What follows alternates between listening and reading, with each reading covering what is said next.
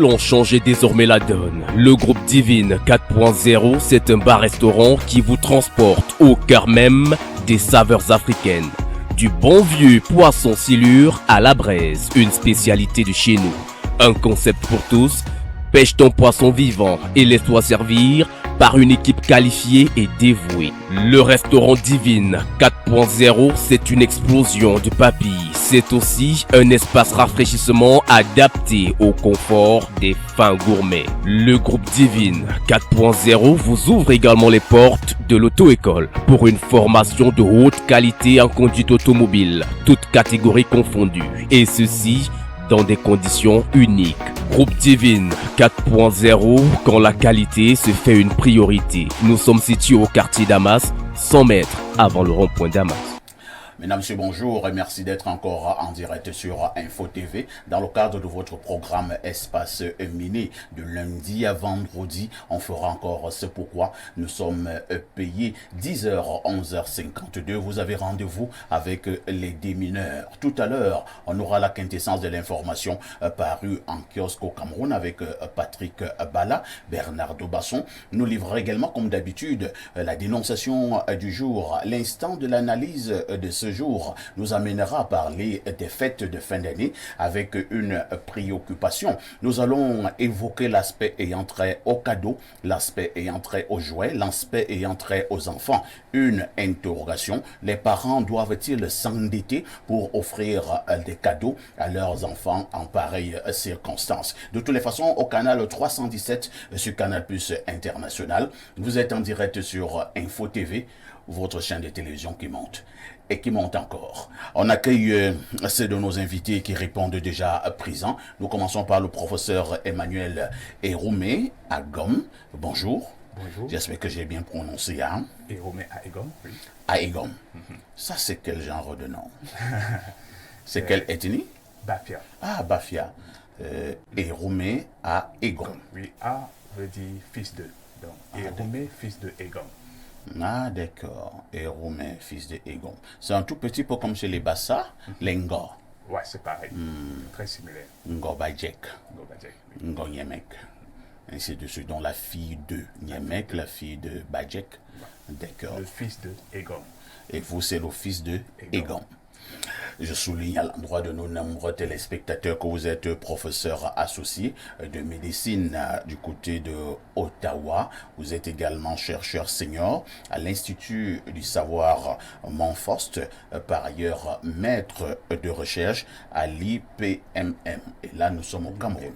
À l'IMPM. L'IMPM. Et comment se porte l'IMPM? L'IMPM se porte très bien. C'est du côté du ministère de la Recherche scientifique. C'est vrai, c'est correct. C'est un vieil institut, hein? Oui, c'est bon. Je veux dire, l'IMPM est en train de faire de très bonnes choses depuis. Et c'est vrai que, bon, on n'en parle pas trop. Nous sommes chanceux d'avoir un directeur assez dynamique, le professeur Samuel Yono, qui nous guide. Et je crois que nous avons un futur. Oui. Alors, lorsque j'étais en regard général sur l'état de lieu de la médecine au Cameroun, que dites-vous? Je dirais que, évidemment, la médecine a évolué au Cameroun.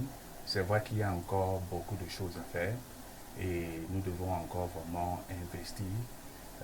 Nous devons nous focaliser beaucoup plus sur la santé de nos populations et comment faire pour améliorer cela. Ce que j'ai remarqué, c'est qu'on ne dépense pas beaucoup d'argent dans l'éducation des patients par rapport en Europe ou en étranger où les patients sont vraiment très éduqués. Et moi, je crois que lorsque votre patient est éduqué, cela va contribuer également, je veux dire, à ses soins, dans le sens d'amélioration de ses soins. Si le patient comprend exactement ce qu'il a, ce qu'il prend, alors c'est beaucoup plus facile qu'il adhère également au traitement. Très bien. Merci beaucoup. Et nous accueillons en face de vous le sucre national Bernard Dobasson. Bonjour. Bonjour. Comment tu vas? Le modérateur, oui, je vais très bien. J'ai eu un week-end très reposant. Un week-end très reposant. Oui, les autres sont souvent enlevés. Hein. Oui. Nous avons eu un week-end très surchargé. j'ai constaté, parce que j'ai eu des appels hier justement du Canada, Oui. qui me faisaient état de ce que vous n'étiez pas à libre expression. Ouais, dommage. On avait... Je présente mes sincères excuses hein, à toute la grande communauté des téléspectateurs. Je n'étais pas là, mais il y avait une remplaçante. Il y a un de vos fans, Cédric, qui est au Canada, qui vous regarde tous les jours. Et c'est d'ailleurs lui qui m'a fait le message pour me dire, mais je vois pas Lunkuta à l'émission. Qu'est-ce qui se passe? What's happening? Donc je lui ai dit, sûrement Lunkuta avait des empêchements, il n'a pas pu être là. Donc je suis content d'être là ce matin. J'étais du côté de Mvengue, c'est chez mes oncles maternels. Ah voilà, justement, ça avait été annoncé ici Tout en à fait, fait. la semaine dernière. En fait, ici ce matin, j'ai un coup de gueule avant de donner la journée mondiale. Alors, mon coup de gueule ce matin va contre la presse sportive camerounaise ce matin. Je précise bien la presse sportive. Alors, samedi dernier, le jeune Mahop et la jeune Nga Manga ont été sacrés ballons d'or camerounais, respectivement pour les hommes et pour les femmes. Mais ce matin, l'essentiel de la presse sportive camerounaise met en une Eto'o, Chantal Biya et Ngannou. Vous voyez. Donc, dans la majeure partie des cas, c'est Eto'o. À côté, c'est Eto'o et Chantal Biya ou Chantal Biya. Et plus loin, c'est Eto'o, Chantal Biya et Ngannou. Je ne comprends pas pourquoi on décide de faire ombrage à ceux qui, pour le moment, devraient être les stars. Chacune de ces stars a eu son époque. Tout le monde sait le bien que je pense Eto'o en tant que footballeur. Il a eu son moment de gloire. Ngannou récemment, on l'a suffisamment élevé sur ce plateau lorsqu'il a été récompensé. Vous êtes déjà également à Nibou. Non, c'est pas question d'Ibou. C'est comme ça qu'on va vous taxer à partir de cet instant. Ce serait à tort parce que je ne blâme pas Eto'o, malheureusement, je blâme la c'est comme presse. ça qu'on va donc te taxer. Bon, on va voir tout à l'heure. Bon, peu importe. C'est pas un problème contre Eto'o. C'est pour dire qu'il faut que la la presse réalise on que t'a catégorisé. c'est pas un problème. Je ne suis pas là pour me faire aimer des gens, mais j'essaie de me faire comprendre et partager ce que moi je pense. Donc je pense qu'on devrait travailler à faire émerger de nouveaux talents. Mahop et Nga Manga aujourd'hui devraient être à la une. D'ailleurs que pour demain, pour la une de la météo sport, vous verrez que ce sera Mahop et Nga Manga. Vous voyez, Eto'o, Chantal Biya et Ngannou nous seront bien sûr évoqués. Ce sont des stars d'un autre genre, mais pour samedi, la cérémonie devait être centrée sur Mahop et Nga Manga. On devait présenter leur parcours, leur histoire, leur réalisation, leurs rêves. Donc moi je ne sais pas pourquoi ce matin... Je te pose une question. Oui, parfait. Est-ce que Mahop et Nga Manga ont de l'argent? Mais c'est pas ça le problème. Il y en a qui m'ont même dit sur Twitter X ce matin que Eto'o fait plus vendre. J'ai dit bien sûr qu'il fait vendre. Sauf que le problème c'est qu'il fait également former une nouvelle génération. Bon, que une avec Eto'o fait plus vendre. C'est évident. Sauf que Eto'o à un moment donné a été porté par la presse et a été au sommet. Mais je fais que des histoires, tout le monde le sait. Aujourd'hui, il faut également porter Mahop, le mettre au sommet. Au moins j'ai la chance que c'est Mahop. Je n'irai pas taxer le tribaliste, parce que Mahop et Bassa, Eto'o et Bassa, ça c'est ma chance. Mais à l'évidence, je pense qu'on devrait parfois ici laisser les nouvelles fleurs émerger dans un jardin. Et pas toujours leur faire ombrage avec de gros arbres qui déjà ont eu leur temps de gloire. Aujourd'hui, c'est la journée internationale au mondial de quoi? Des migrants. Aujourd'hui, c'est la journée mondiale qui a été consacrée par l'ONU pour réfléchir sur la question des migrants, notamment pour détabouiser cette problématique, mais surtout pour tenter de comprendre le parcours difficile de ces gens, les raisons des mouvements migratoires dits clandestins et l'éventualité des solutions qu'on devrait adopter pour essayer d'endiguer ce phénomène. Au Cameroun aujourd'hui, s'il faut parler des migrants, parmi les plus célèbres, Francis Ngannou reviendra, parce qu'on sait tous comment il est arrivé en Europe, vous voyez. Mais quoi qu'il en soit, il faudrait quand même penser au système migratoire, à son encadrement. D'ailleurs, tout à l'heure, ma dénonciation également touchera à cet aspect de la société. Merci beaucoup. Nous accueillons notre consultant de tout temps, mais alors de tous les temps, Pierre Bleriot-Niemek, Lodi, fils de Boum-Miembel. Bonjour.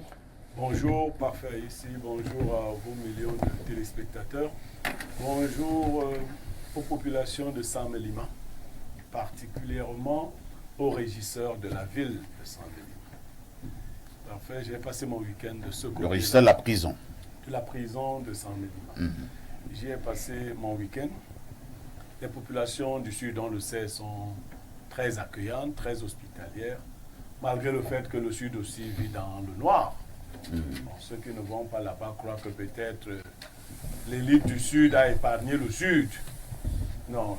D'ailleurs, elle punit davantage le Sud, et notamment Sang-Melima, parce qu'il se dit à Sang-Melima que vous ne devez pas parler, puisque vous êtes de la région du chef de l'État.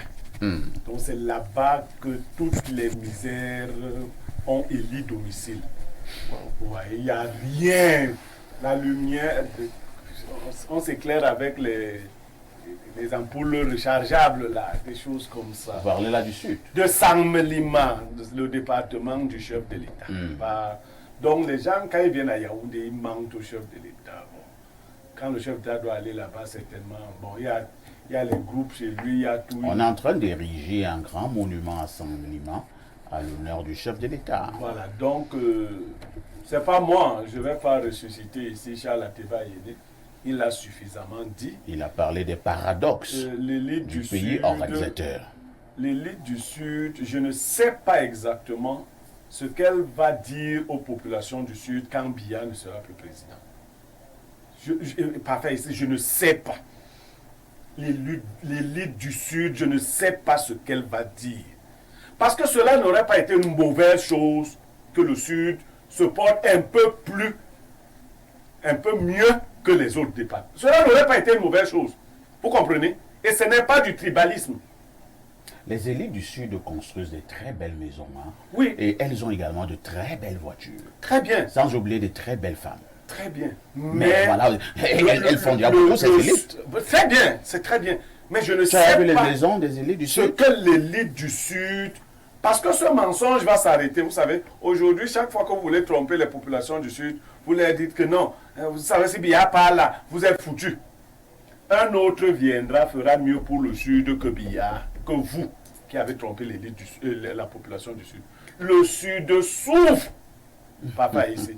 Non! Les gens qui sont loin, on parle souvent des poules, on mélange des poules, on insulte les poules. Les poules n'ont rien.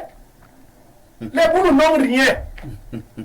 Ils n'ont rien, il ne faut pas les mettre dans l'affaire là. L'élite du Sud est méchante. Bon, comme les élites en général, elles sont méchantes, mais celle du Sud a la prime. Parfait, ici. Donc, l'élite du Sud a la prime de la Oui, méchanceté. oui, oui, elle a la prime. En 2021, Donc, au niveau des awards. j'étais au Sud, en Zomievak, pour des obsèques. Ce même samedi, on enterrait le professeur dans ce déchet de la CRTV, Mendozé, je crois, parce que sa femme m'a enseigné à l'IRIC. Je vous dis, la route qui va de Malmayo pour Sang-Melima, c'est une piste. Elle est catastrophique. C'est une piste. Ils sont en train de il y a un refaire. embranchement, Mamato montré, qui va à Meyomesala vers chez Paul Biya là-bas. Avant d'arriver à Sang-Melima. Ce soir-là, pendant qu'il y avait la veille du professeur Chavin Mendozé à l'église, ce sont les groupes qui alimentaient la zone. Les Je groupes dis, électrogènes. Il n'y a pas d'énergie électrique Non. dans la région du Sud. Ils ont fait un semblant de barrage là à Menkim, qui est la plus grande Il y a même catastrophe un écologique du Cameroun des 30 des dernières années. Vous voyez? Donc, les gens sont tellement méchants qu'ils n'arrivent même pas à satisfaire leurs propres frères. Non, ils n'ont pas de. J'espère Quand que- moi j'entends souvent les gens parler de la fraternité. Pas incroyable. ici, la fraternité, quand je suis chez les on dit ton frère tel. Non, non, non. Vous voyez les gens qui sont frères entre eux. Très bien. Les frères se voient entre eux. Je ne vais pas revenir sur Boucoulon. le coup de gueule de Bernardo. Mais pendant une cérémonie comme celle-là, vous avez vu les frères. Je ne vais pas dire les fraternes, mais vous avez vu les frères. Ok? Vous établissez une différence entre frères et fratères. C'est dans une autre langue, une langue savante, le latin. Vous avez vu les sorores, les sœurs. Voilà, donc les gens sont frères par catégorie. Ne vous trompez pas parce que vous êtes Bassa, vous voyez un Bassa, vous dites que c'est votre frère. Non, il n'est pas votre frère. Vous n'êtes pas de la caste des milliardaires ou des voleurs. On est frères par catégorie. Les gens se trompent. Mec, ton frère, c'est pas mon frère. Mon frère, c'est celui qui partage les mêmes vertus que moi. C'est-à-dire, tu es un Bamileke qui ne vole pas, qui ne ment pas, qui ne se compromet pas. Tu es mon frère. Tu es un Bassa qui vole, qui se compromet, qui marche avec les PD. Tu n'es pas mon frère. Qui marche avec quoi? Les PD. Incroyable. C'est-à-dire qu'il invite un Garamut à une cérémonie. Tu n'es pas mon frère. Vous voulez que je vous dise ça comment? Et un Garamut entre au Cameroun, elle se tient devant les tribunes. Dans un pays où on dit condamner l'homosexualité, Elle remet un trophée. C'est la séance de quoi? Mais on peut pardonner. Pardonner qu'on a d'abord puni quand? Oh là là. Même Cynthia Bianca. Donc, moi, je ne suis pas frère avec ces gens-là. Il faut le dire comme ça. Merci. Hein? Merci, Que ce soit Valérie. clair. Alors, la citation du jour. Non, il faut qu'on se comprenne. On s'est compris? Nous nous sommes compris. L'activité intense du cerveau maintient le corps jeune. On peut reprendre. L'activité intense du cerveau maintient le corps jeune. Ça veut dire quoi? Ça veut dire que parfois les gens font beaucoup de choses. Ils disent que le secret de la jeunesse ou de la jouvence, c'est ceci.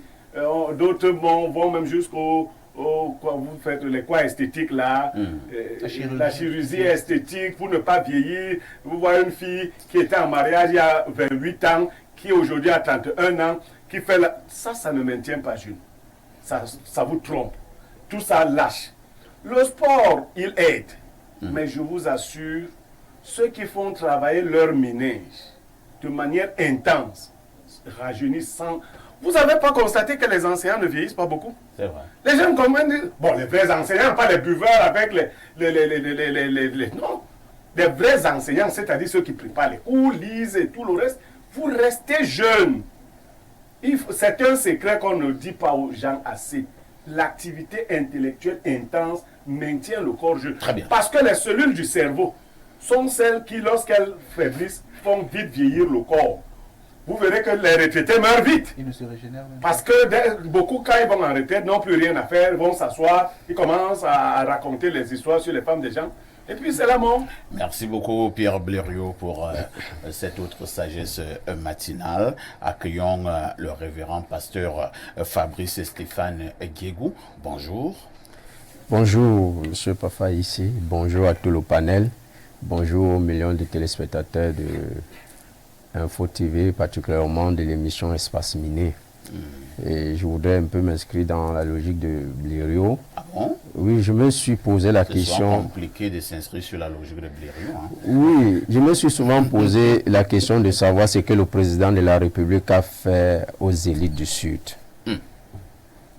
Notamment en parlant des routes, des Ou infrastructures. alors c'est que les élites du Sud ont fait au président de la République. Non, l'inverse est mieux parce que, étant président, il aurait dû bénéficier quand même. Vous connaissez le nombre de personnalités, le nombre d'élites que le président Probé a fabriquées dans le Sud. Vous voulez qu'on commence à citer? Si on commence à citer maintenant, on ne va plus faire cette émission. Non, vous comprenez avec moi que c'est Alors, déplorable. lorsqu'un monsieur a fait autant d'élites, autant de grands commis de l'État, autant de milliardaires, vous voulez que c'est le président qui vienne encore mettre quelques puits d'eau dans quelques villages dans le C'est Sud? justement la question. La question est bien placée. Qu'est-ce qu'il leur a fait au point où autant de méchants le détestent autant? Voilà. C'est ça. Parce que ça ne s'explique pas avec tout ce qu'il a fait pour eux. Il leur a tout donné, il a adopté d'autres, même les enfants, ils ont fini par chercher même à finir avec lui. Voilà. Donc, le Sud est très enclavé. Non, on ne comprend pas le gros français. Le Sud est dans la misère. Oui, c'est dans c'est inimaginable. Si on vous dit que c'est la région du président, vous n'y croyez pas, vous ne pouvez pas. Arriver à Mongomo, qui est le village du président équato-guinéen, mais ça n'a rien à voir. Non, c'est comme un petit paradis. Ça n'a rien à Vous savez, voir. observez que quand un jeune quitte le Sud, il arrive à Yaoundé, il ne part jamais en vacances au Sud. Voilà. Parce qu'il est délivré. Il est délivré. Il vient à Yaoundé, il ne part pas. J'ai entendu un jeune du Sud dire il faut souvent qu'on se retrouve comme les Bamlés. Pour se retrouver où dans le noir? Vraiment. Non, il faut le dire, vraiment. Il faut Merci le dire, beaucoup. parfait. Et vous l'avez dit. Merci. De toutes les façons, on marquera un arrêt ici pour parler justement du développement. Vous mettez les guillemets développement dans le sud du Cameroun. A tout de suite pour la suite.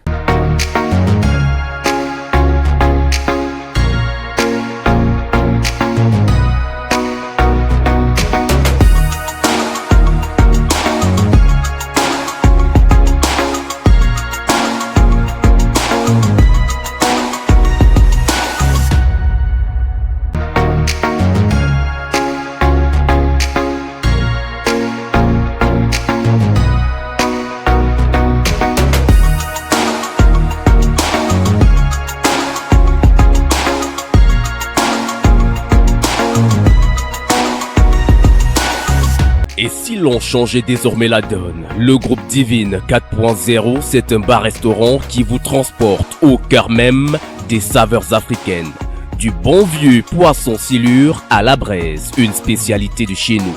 Un concept pour tous, pêche ton poisson vivant et laisse-toi servir par une équipe qualifiée et dévouée. Le restaurant Divine 4.0, c'est une explosion de papilles. C'est aussi un espace rafraîchissement adapté au confort des fins gourmets. Le groupe Divine 4.0 vous ouvre également les portes de l'auto-école pour une formation de haute qualité en conduite automobile, toutes catégories confondues. Et ceci dans des conditions uniques. Groupe Divine 4.0, quand la qualité se fait une priorité. Nous sommes situés au quartier Damas, 100 mètres avant le rond-point Damas. Patrick Bala, bonjour. Bonjour Parfait ici, bonjour aux millions de téléspectateurs de cette très belle émission. Bonjour au richissime panel. On a des internationalistes ce matin. Comment a été le week-end? Oh, parfait, le week-end était assez chargé. On était à la cérémonie de Ballon d'Or. Tout à fait. Et puis, il fallait être également dans l'actualité sportive, puisqu'il y a le directeur général du budget, M. Cyril Alouedou, qui organisait une journée sportive dédiée donc à sa direction. C'était hier au Parcours Vita. Et il y avait également la présence du ministre des Finances, Louis-Paul Moutazé, du côté qui a participé à la deuxième actualité. C'était du côté de la garde présidentielle à Il y avait quelques matchs de football, et je pense match de handball. Oui, pour les dames. De toutes les façons, Patrick Bala est là pour nous donner l'information parue en kiosque au Cameroun. Patrick, que disent les journaux? Eh bien, parfait. Ici, les journaux nous conduisent ce matin du côté d'Info Matin, ce jour du côté d'Info Matin, le quotidien qui est en kiosque ce matin pour parler de cette pénurie de supercarburant, une affaire d'argent et pas plus. Titre le journal qui nous fait savoir que les importateurs du précieux produit à travers leurs banques n'en peuvent plus. À ce jour, ils réclameraient près de 40 milliards de francs CFA d'un pays à l'État du Cameroun.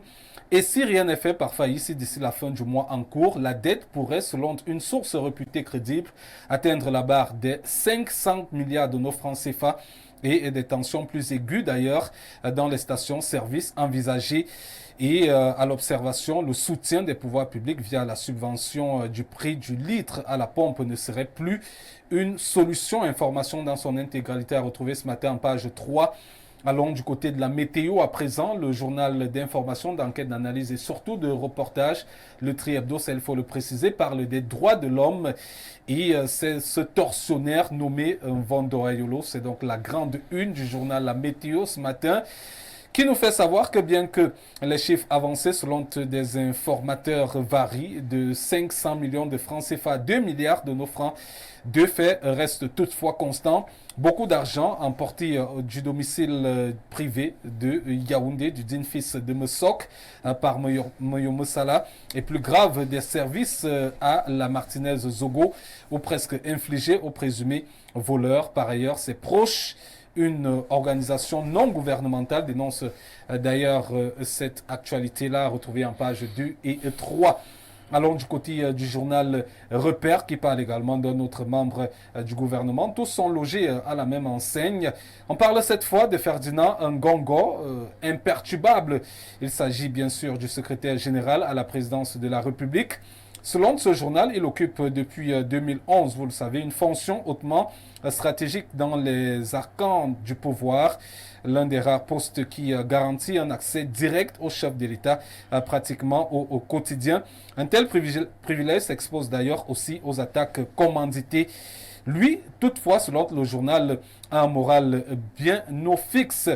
Et on va également noter, c'est une information à retrouver en page 2. Au bas de la page, notamment en page 4, on parle du parti politique, le PCRN.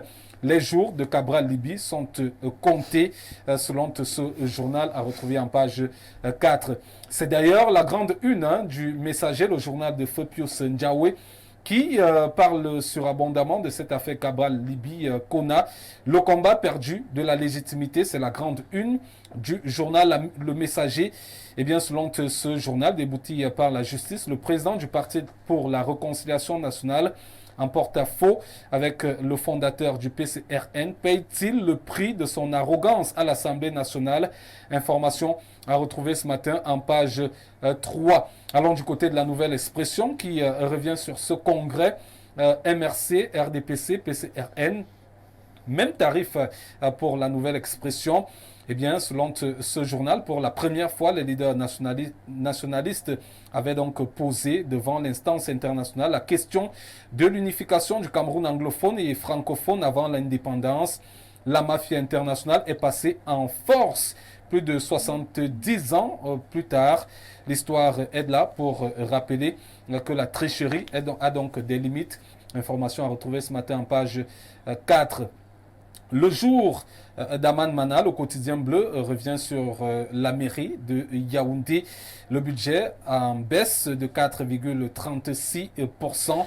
Eh bien, selon ce journal, le budget de la mairie de la ville de Yaoundé est équilibré en recettes et en dépenses à la somme de 35 milliards 607 millions 500 000 francs CFA pour le compte de l'exercice 2024. Information à retrouver en page 6. Et bien, au bas de la page, vous avez cette actualité liée à la FECAFOOT, notamment à la page 9. Emmanuel Maop, Ballon d'Or 2023, eh bien, selon le journal, attaquant camerounais qui fait partie du Coton Sport de Garoua, précédemment du côté du Canon Sportif de Yaoundé pour la saison 2022-2023, vient de remporter le deuxième Ballon d'Or organisé par l'actuel exécutif du côté de la tour de Tinga. C'est d'ailleurs la grande une de Cameroun Tribune, le quotidien Capitaux Public, qui revient sur cette cérémonie du Ballon d'Or camerounais. La touche Chantal Biya, qui était bien sûr présente aux festivités du côté du Palais des Congrès de Yaoundé. Deux nominés, deux lauréats au titre de Ballon d'Or. Chez les messieurs, on a donc Emmanuel Maop, et chez les dames, on a Marie-Gisèle Nga Manga qui remporte le prix. C'est d'ailleurs les deux qui ont remporté le prix de meilleur buteur pour Emmanuel Maop et de meilleure buteuse avec 19 réalisations pour Gisèle Nga Manga. Mutation parle également de ces awards à la Fédération camerounaise de football pour récompenser les meilleurs footballeurs camerounais. Les meilleurs entraîneurs également, Chantal Biya en joker. La première dame était donc présente à cette cérémonie pour rehausser l'image, bien évidemment, de cette dernière et surtout les footballeurs qui étaient assez émerveillés de ce côté.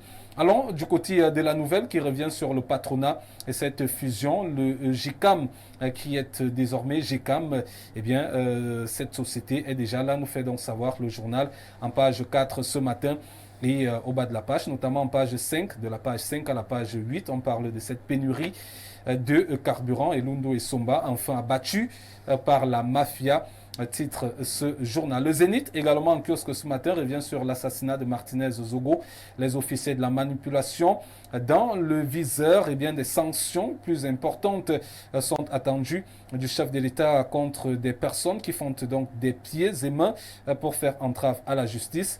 Ce, après donc le remplacement du juge d'instruction militaire Sikati Florent, chargé donc jusque-là de cette affaire qui éclabousse certains pontes du régime. Information à retrouver ce matin en page 4. On parle du journal Le Témoin, c'est d'ailleurs l'avant-dernier journal ce matin, qui revient sur cette conférence ministérielle de l'organisation de l'OMC, l'Organisation mondiale du commerce. Le Cameroun assure la vice-présidence de ce côté à travers le ministre du Commerce, Luc Magloire Mbarga, à Tangana, qui va désormais porter donc la voix du Cameroun à ce poste. C'était à l'issue des travaux du Conseil général de l'Organisation mondiale du commerce récemment. Eh bien, on va terminer avec Midi Action qui parle de la ville de Banjoun dans la région de l'Ouest Cameroun.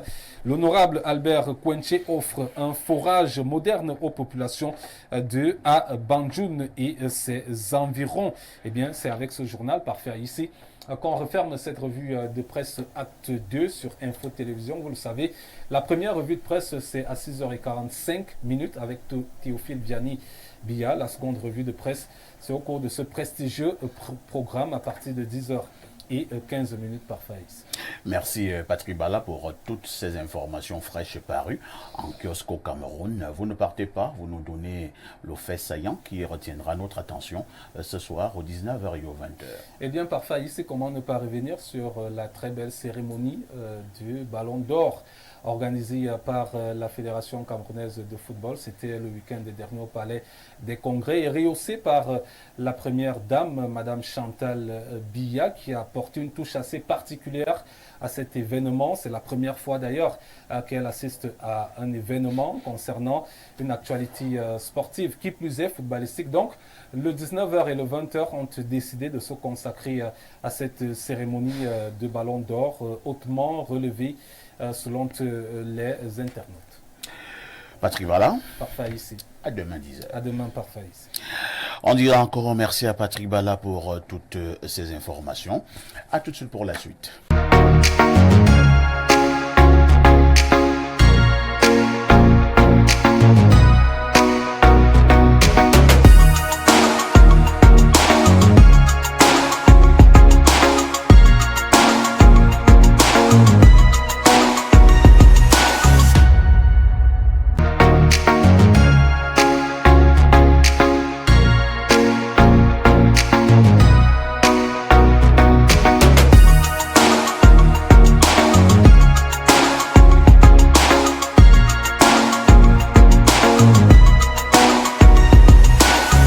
Et si l'on changeait désormais la donne? Le groupe Divine 4.0, c'est un bar-restaurant qui vous transporte au cœur même des saveurs africaines. Du bon vieux poisson silure à la braise, une spécialité de chez nous. Un concept pour tous, pêche ton poisson vivant et laisse-toi servir par une équipe qualifiée et dévouée. Le restaurant Divine 4.0, c'est une explosion de papilles. C'est aussi un espace rafraîchissement adapté au confort des fins gourmets. Le groupe Divine 4.0 vous ouvre également les portes de l'auto-école pour une formation de haute qualité en conduite automobile, toutes catégories confondues. Et ceci dans des conditions uniques. Groupe Divine 4.0, quand la qualité se fait une priorité. Nous sommes situés au quartier Damas, 100 mètres avant le rond-point Damas. Et c'est l'instant de la dénonciation ce matin. C'est vrai qu'il y a un monsieur qui m'a appelé ce matin vers 8h30. Apparemment, Bernardo, nous avons eu à poser une dénonciation ici il y a quelques mois du côté de, je pense, Bafia, une affaire de marché public. Oui. Vous vous rappelez? Oui, oui, très bien. C'était pas à Bafia, c'était dans... Ombessa. Oui, voilà. Ombessa. Oui, c'était pas loin de Bafia, quand même, dans la zone... Et c'est le tribunal de Bafia qui est compétent. Oui, tout à fait. Le monsieur m'a appelé, après la dénonciation, on l'a appelé dans un bureau là-bas, au tribunal. Il a été jugé dans un bureau. Et il est parti du bureau simplement pour aller à la prison de Bafia. Terminé.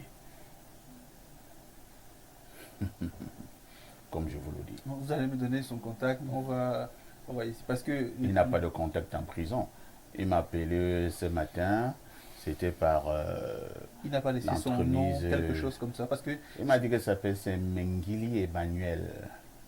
Mengili Emmanuel Jean Bosco. On en parle après l'émission. Il avait dénoncé le fait que la procédure de passation de marché n'avait pas été respectée. Oui. Et le ministre des marchés publics, à cette époque, lui avait fait donner gain de cause. Oui. On avait annulé. Oui. Et il y a même eu le directeur soit du code de l'ARMP, oui, qui a également donné je me souviens gain de très cause. Bien parce que je l'avais reçu plusieurs fois. Il est même venu au cabinet 2 fois. Très bien. Maintenant donc, après donc ces dénonciations, y compris celle qui a été faite ici en direct, oui, on l'a appelé au tribunal, oui, on l'a jugé dans un bureau, et à partir de là, on est seulement allé le mettre à la prison. Terminé. Il faut qu'on essaie de suivre cette affaire. Voilà. Il faut qu'on essaie. Parce que bon, c'est vrai qu'il y a aussi des magistrats poreux au Cameroun. Hein. Il y a aussi des magistrats. Donc, on va suivre cette affaire. On reviendra avec tous les éléments. Tout à fait. Mais là, on va donner les noms. Y compris le nom du magistrat. On va donner le nom. Dès qu'on a les éléments, puisqu'on ne pourra pas diffamer avec les éléments. On va prouver que c'est lui, effectivement, qui a tronqué la justice et qui a rendu un innocent coupable. Bernardo Basson, la dénonciation de ce lundi matin. Alors, parfait. Ici, aujourd'hui, la dénonciation m'a été suggéré par un de vos fans, Hilaire de Niga, qui écrit généralement ici. Tout à fait. Il dénonce un système d'arnaque généralisé qui s'est opéré et qui s'opère toujours en Afrique de l'Ouest. De ce côté-là, certains jeunes Camerounais sont installés entre le Nigeria, le Bénin et le Togo. Ils contactent leurs jeunes amis et confrères camerounais d'ici en leur faisant croire que de ce côté-là, il y a soit de bonnes entreprises qui recrutent, soit de bonnes universités qui prennent des étudiants. Et donc, ils vous suggèrent une procédure, vous arrivez là-bas, on retient votre passeport, on vous demande de payer les frais pour l'université ou pour l'entreprise. Une fois qu'on prend cet argent-là, on vous abandonne dans la nature. Son petit frère, précisément, a été victime de cela. Il a été approché par un de ses camarades qui lui a dit « Écoute, viens au Nigeria, ici, il y a une bonne entreprise qui recrute. » Son petit frère a fait la procédure, il est arrivé là-bas. On a pris son passeport, on a pris son argent et on l'a incarcéré quelque part pendant plusieurs jours. Et puis après, on l'a libéré, abandonné à lui-même. Il a rencontré un Nigérian à qui il a demandé de l'aide. Le Nigérian l'a emmené au consulat du Cameroun à Lagos. À Lagos. Et au consulat, on a pu contacter Hilaire parce que son petit frère avait son contact en tête. Il a pu l'appeler pour lui dire que voilà, j'ai subi ci, ça. Au consulat, on lui a dit, ok, il faut donner 200 000. 100 000 pour le laisser passer et 100 000 pour le transport de votre enfant. Ils ont pu payer, il est arrivé au Cameroun. Donc ce matin, il dénonce le fait que beaucoup de jeunes rentrent dans cette procédure-là, dans des pays voisins, et là-bas souffrent vraiment le martyre. On vous dit que une fois dans ce pays, vous aurez un emploi, Oui. ou alors vous allez poursuivre vos études dans une université. Tout à fait. Mais arrivé, on retire vos papiers, Oui. on prend votre argent, Oui. et on vous balance dans la nature. On vous incarcère quelque part pour quelques jours et puis on vous abandonne dans la nature. Professeur Emmanuel Eroumé, votre commentaire sur la dénonciation. Bon. Sauf si vous n'avez pas bien suivi la dénonciation. J'ai suivi la dénonciation, D'accord. mais je n'ai vraiment pas un commentaire en tant que tel. Vous pensez que ce n'est que normal, c'est la vie. Bon, je préfère ne pas commenter. D'accord. Merci. Ça vous laisse à 37. Pas que ça me laisse à 37, c'est parce que bon, je me dis que bon, j'aimerais juste... Vous regardez souvent notre émission? Non, je ne regarde pas souvent l'émission, donc je me dis que c'est un peu beaucoup plus compliqué. Moi, je m'intéresse seulement à la médecine, à la population et comment éduquer nos populations. Donc, j'aimerais souvent juste me focaliser sur ce domaine. Vous pensez que là, il n'y a pas un problème d'éducation qui peut entrer en jeu? Il y a un problème d'éducation, mais moi, je crois que l'éducation est importante et l'éducation visée à améliorer la population est importante. Et dans ce domaine, je ne connais pas exactement ce qui se passe derrière. Donc, vu que je n'ai pas tous les détails, donc je préfère... C'est pas grave. On espère qu'on arrivera à la fin de ce programme. Alors, on passe la parole au révérend pasteur Fabre Stéphane Diego. Vous également, vous préférez vous intéresser aux choses qui entrent à l'église. C'est ça? Non, pas fait. Je pense qu'il faut... il faut parler très fort contre ces choses. Moi, étant en GIE, quand j'étais au Nigeria, j'ai été joint par un confrère qui me dit, écoute, j'ai un jeune de chez moi qui est en ce moment en difficulté au Nigeria. Il se pourrait qu'on lui a proposé un emploi décent et il est abandonné à lui-même. Est-ce que tu pourrais nous aider à le ramener? Et le problème, c'est fréquent. Mais qu'est-ce qu'il faut dire? Il faut demander simplement aux jeunes Camerounais d'être très très prudents, de faire attention parce que lorsque les gens nous quittent, ils partent ailleurs, nous ne les connaissons plus.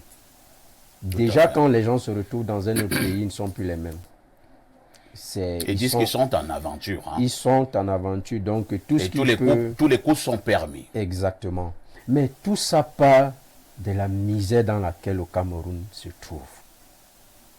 Parce qu'en réalité, si on travaillait un certain système pour permettre aux gens, même parce qu'on parle, le président dit l'État ne peut plus employer tout le monde. D'accord. Mais quel est le système mis en place pour faciliter l'entrepreneuriat? Là se trouve le véritable problème. C'est la raison pour laquelle nous avons des jeunes qui prennent autant de risques que je ne pourrais vraiment pas encourager. Mais c'est une aventure. Moi, je conseillerais à toute personne qui a ce genre d'offre à ne pas s'y aventurer. Véritablement, à ne pas le faire. Surtout les pays comme Nigeria, vous allez entendre pays Nigeria, Togo, Bénin, tout ce qui tourne aux alentours. C'est de la pure mafia. Mais les gens sont tentés justement à cause de la difficulté dans laquelle les Camerounais sont. Et très bien. Merci beaucoup, Fabrice Stéphane, Guégou, Pierre Blériot Niemek. Il faut dire que, comme l'a relevé tout à l'heure le révérend pasteur, ces problèmes sont légion.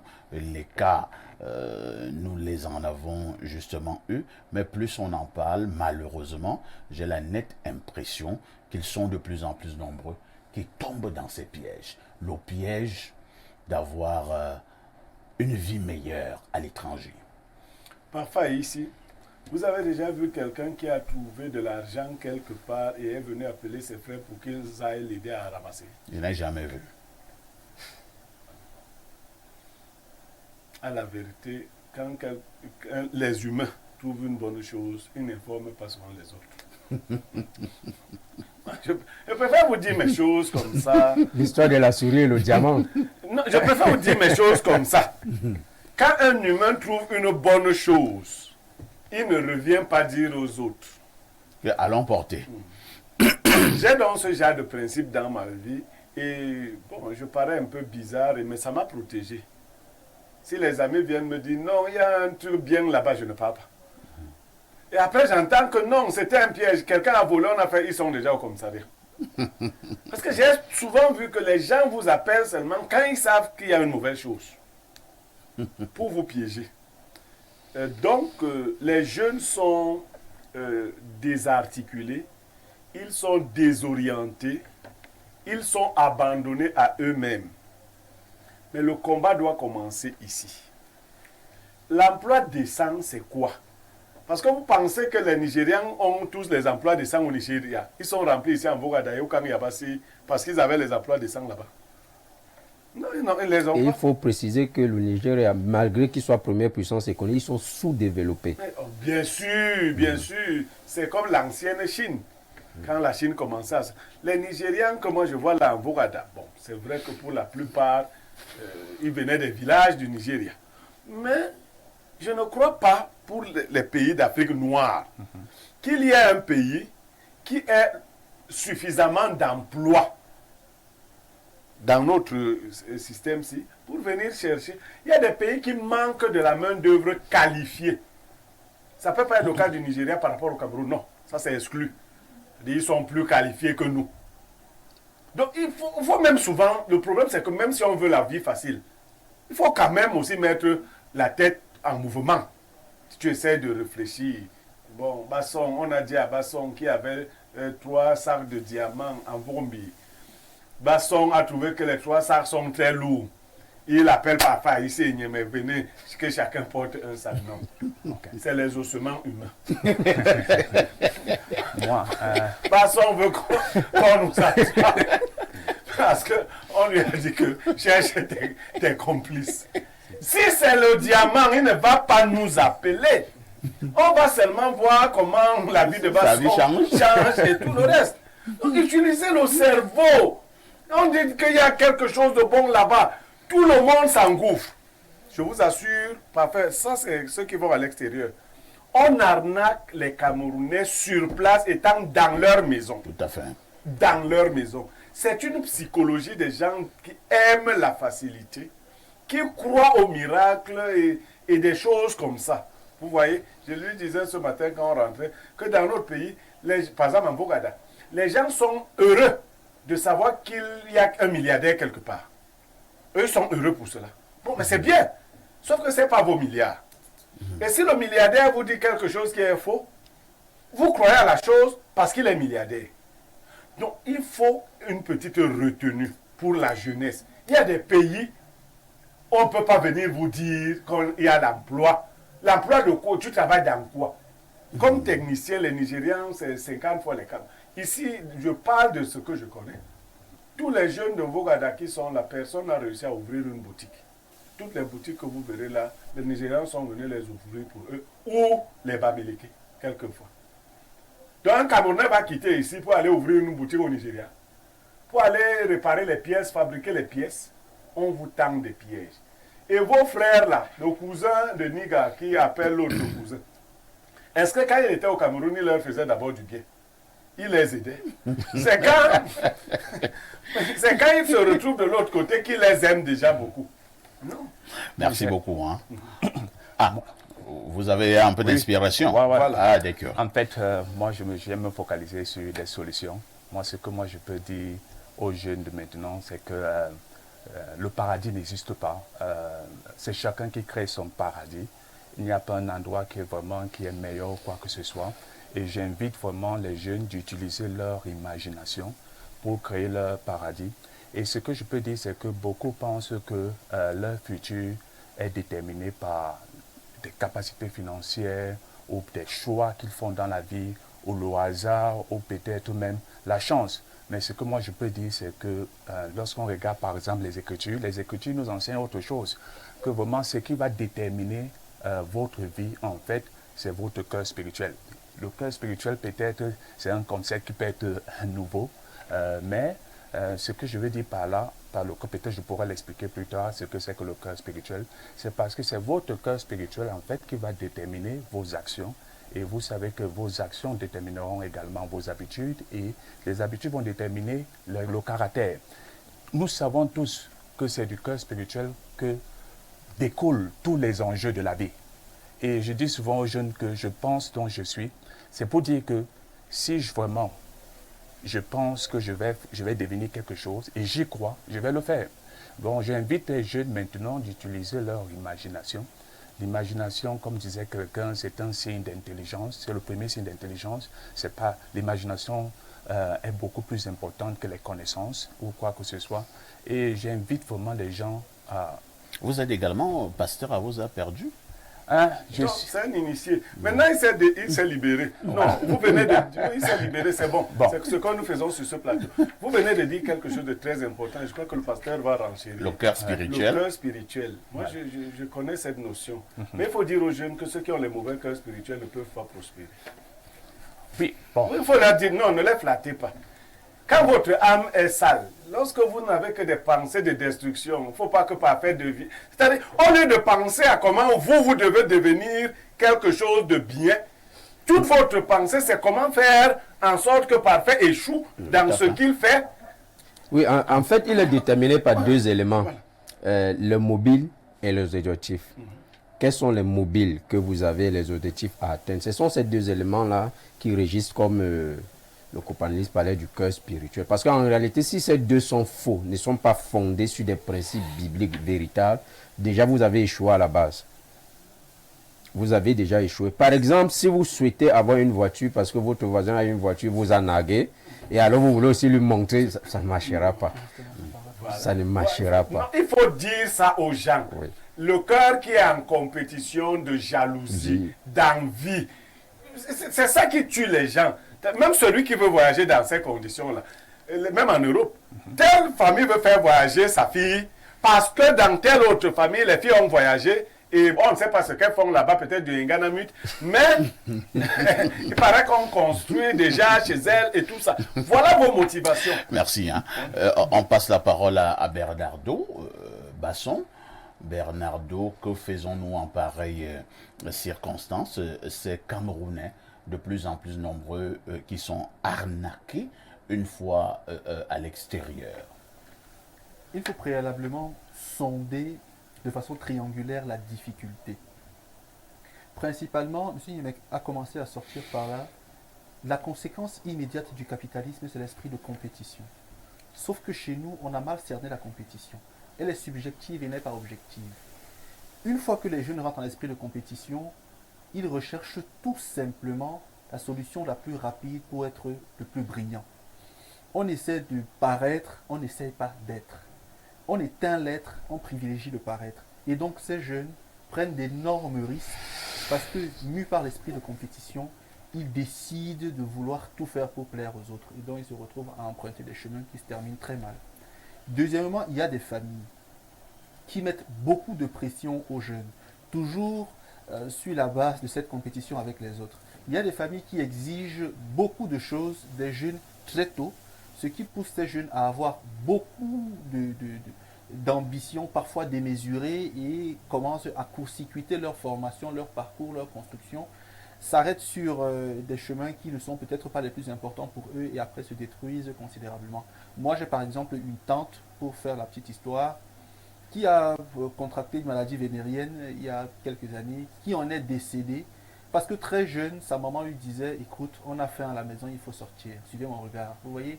Donc cette pression familiale a fait en sorte qu'elle décide de saisir, comme on dit souvent, le dehors, et donc elle s'est retrouvée littéralement liquéfiée sous le poids de tout ce que le dehors concerne. Troisièmement, il y a le problème de la mentalité. Aujourd'hui, on est à la recherche de la vie facile, mais on arnaque deux types de personnes. Celles qui ont le gros cœur et celles qui sont crédules. Vous voyez, le pasteur Guiégou est là. Si on vient lui dire, monsieur Guiégou, demain vous aurez 1 milliard, il vous dira arrêtez avec ça. Parce qu'il vous dira, non, moi j'ai pas le gros cœur. Je peux être milliardaire, c'est pas exclu. Je peux laisser mon esprit construire idées d'argent et des projets d'argent et je réussis à m'en sortir. Mais je ne peux pas du jour au lendemain devenir milliardaire, c'est utopique, c'est fantasmagorique. Et donc c'est impensable. Mais il y a donc des jeunes qui ont tellement à l'idée qu'on peut être miraculeusement milliardaire qu'on les arnaque. Et il y a aussi ceux qui souffrent énormément parfois ici. Lorsque vous souffrez, vous devenez sensible, vous devenez manipulable. Il suffit qu'on trouve un bouc émissaire à votre souffrance, qu'on désigne tel ou tel autre comme coupable de votre souffrance ou responsable pour vous manipuler. Les personnes qui peuvent construire en vous, qui peuvent faire naître en vous, ou vous faire croire à des absurdités, peuvent vous faire commettre des pires atrocités. Et donc la solution ici, c'est qu'une fois de plus, à la fois les familles et les gouvernants devraient prendre la mesure du problème. Pour les familles, arrêtez de mettre la pression aux enfants. Accompagnez les enfants, motivez-les, guidez-les selon vos moyens. Suggérez-leur des valeurs à ces enfants-là. J'ai vu des mamans dire à leur fille d'à peine 15-16 ans, oh, quand moi j'avais ton âge, je portais ma famille sur j'entretenais déjà mes parents. Parfait, ici, moi, ma tante, je ne vais pas dire son nom, mais je parle de ma tante. Je vous dirai après l'émission, elle en est décédée. Parce que ma grand-mère lui disait, va te chercher, on a faim. Elle est allée, elle a contracté une maladie, 3 lettres / 4 lettres, et puis elle en est morte, vous voyez. Parce que justement, il fallait faire ça. Voilà. Et donc, les familles, arrêtez de mettre de la pression aux enfants, suggérez-leur des valeurs, accompagnez-les. Et d'autre part, les pouvoirs publics, entendez nos cris. Vous êtes des parents. Comprenez qu'il y a des réformes à faire au Cameroun et elles ne sont pas si difficiles à faire que cela. Donc accompagnez-nous, aidez-nous. Parce qu'à l'issue, le Cameroun se meurt. La jeunesse, justement, ce que je fais, c'est de la blague. Parfait, ici, notre jeunesse camerounaise, elle ne sait plus à quel sens se vouer. Elle ne sait plus où aller. Elle a peur de tout. Elle se laisse tirer partout et dans tout. Donc vraiment... Il y a le professeur qui voulait encore coller un petit mot. Allons-y, professeur. Je voulais juste ajouter quelque chose. Je crois que le problème se trouve au niveau de l'éducation. Ce que moi je peux dire aux gens, c'est que chacun de nous a son don. Et malheureusement, beaucoup ne passent pas de temps à identifier le don qu'ils ont en eux. Et ils se focalisent à regarder le don des autres. Et lorsqu'on regarde, vous vous focalisez sur les autres, vous n'avez pas le temps d'observer vraiment et d'identifier votre don. Je prends souvent l'exemple du corps humain, parce que le corps humain, si vous regardez les organes, c'est un peu comme une société. Et le cœur a sa fonction, l'œil a sa fonction, les pieds ont leur fonction. Si le cœur commence à regarder ce que l'œil fait et dit, mais moi aussi j'aimerais être comme l'œil, le cœur ne pourra pas faire son travail. Et pourtant, chacun, et c'est comme ça dans la société. Donc tout un chacun, tout le monde est un génie. Mais chacun doit juste identifier son génie. Et le rôle des parents, des éducateurs, est celui d'aider la population à identifier leurs dons et voir dans quelle mesure développer ce don-là. Très bien. On appelle ça l'élévation du niveau de conscience Alors, sociale. on va lire Et au Cameroun, c'est pas le problème. quelques messages. Et c'est pas des facile lorsqu'on se téléspectateurs. retrouve dans une certaine. Est-ce que nous pouvons d'abord lire les messages? D'accord. On part d'abord du côté de la France, hein, c'est le plus 33. Bonjour Perfecto et à tout ton panel, votre fidèle téléspectateur depuis Rouen. Pour la dénonciation de ce jour, je dirais que c'est un système d'arnaque mis en place depuis des années. J'ai été moi-même victime de cette arnaque par le biais du football. Arrivé au Nigeria, c'était autre chose. Grâce à Dieu et à ma détermination, je suis sorti indemne, mais par ailleurs, je ne suis pas d'accord avec Blériot car c'est une mentalité de certains feignants qui veulent rien faire d'autre que arnaquer. Au-delà de ça, l'Ouest africain est solidaire et capable même de trouver de l'or, le laisser sur place et aller appeler le village pour l'extraire. Je sais de quoi je parle. Merci pour l'émission quotidienne. Force et courage à vous. Autre message, je pars au plus 213, c'est l'Algérie. Bonjour Perfecto, le Serge Branco de modérateur. Non, non, non, surtout pas. Non. Vraiment. Non, parfait, Non. il faut vite corriger Non, ça. non, non, non. Quel est cette comme quel est le téléspectateur? Il faut nous donner son nom. C'est quoi ça comme ça? Alors, il continue en disant, ici en aventure, les premiers ennemis du Camerounais, ce sont les Camerounais. Le Camerounais qui kidnappe ses propres frères et demande la rançon. S'il te plaît, Perfecto, fais un arrêt majeur sur ce dossier car nos frères Camerounais souffrent ici en aventure à cause des Camerounais. Quand vous arrivez en Algérie, par exemple, dans la ville de Tamaracet ou de Borges, il y a des femmes camerounaises qui ont loué des maisons dans le désert où elles ont transformé en camp de torture. J'ai dit bien des femmes, avec la complicité de certains bandits qui ont commis des crimes au Cameroun et qui ont fui le pays pour se retrouver ici en Algérie. Une fois qu'ils vous trompent en vous disant qu'ils vont vous aider et qu'ils vont vous offrir des logements, dès que vous les suivez, ils vous enferment et vous torturent jour et nuit, parfois avec la complicité des Arabes, jusqu'à ce que vous appelez votre famille au Cameroun pour qu'elle vous envoie de l'argent afin qu'elle vous libère. Et quand ces mêmes bandits tombent sur un groupe de jeunes et belles filles qui veulent traverser le désert, ils conditionnent les filles en leur disant que si vous voulez passer le désert, vous allez d'abord nous offrir votre Jessica pour qu'on bombarde. Je ne sais pas de quoi vous parlez, hein. Parfois, les Camerounais livrent leurs sœurs camerounaises aux Nigériens et aux Arabes pour qu'ils les violent. C'est très grave, Perfecto. Merci beaucoup, hein. Parfait, ici. Oui. J'ai un de mes petits frères dont je tais le nom, qui me regarde, qui est en aventure. On s'écrit 2-3 fois la semaine. Ce que le monsieur, si vous décrit, c'est exactement ce qui se passe. Ils vont tout le temps en prison. On les bastonne systématiquement et on leur exige de demander de l'argent ici. Et Vous pour voyez. les filles, elles sont Heureusement violées que- quotidiennement. mais Elles sont violées quotidiennement. Celui de qui je parle n'est plus en Algérie aujourd'hui, depuis quelques mois. Ils ont au Il moins est des en familles à qui Tunisie. ils peuvent demander de l'argent ici. Et ça fait beaucoup Bonjour, peur. chers voisins. Niemek a parfaitement raison. La présence et l'honneur accordés à Nganamut a entaché l'événement du Ballon d'Or. Quant au ministre des Sports, ça se voyait qu'il était là par contrainte. Et il faut relever qu'il n'a été remercié par aucun lauréat. Maintenant, pour les aventuriers, ils n'ont que ce qu'ils méritent. Perfecto, je vous assure que même au Canada, certains cherchent à revenir. C'est Saïd et DiCaprio depuis Garoua qui envoie le message. Bonjour. Bonjour, parfait. Bonjour à votre plateau. Par rapport à la dénonciation, un jour, ma mère m'a dit que soit un ancien camarade l'a contacté depuis le Ghana, comme quoi il y a une entreprise qui recrute là-bas. Et soit son patron lui a demandé un nom, que si ma mère a quelqu'un, moi-même j'ai pas d'emploi, elle doit envoyer mon dossier. Ce que j'ai dit à ma mère, que vrai, j'ai pas d'emploi, mais ton ancien camarade de lycée n'a pas de membre dans sa famille, jusqu'à le type mettait la pression, hein. Heureusement, ces choses ne marchent pas avec moi, peu importe ma situation. Mais ma mère, elle avait déjà mis le cœur. Bonne semaine à vous, c'est Paul depuis Éleveur. Autre préoccupation, bonjour les démineurs concernant la dénonciation, comme l'a repris le physiologiste américain Walter B. Cannon, le hasard ne favorise que les esprits préparés. Franck de Bingala, bonne émission à vous.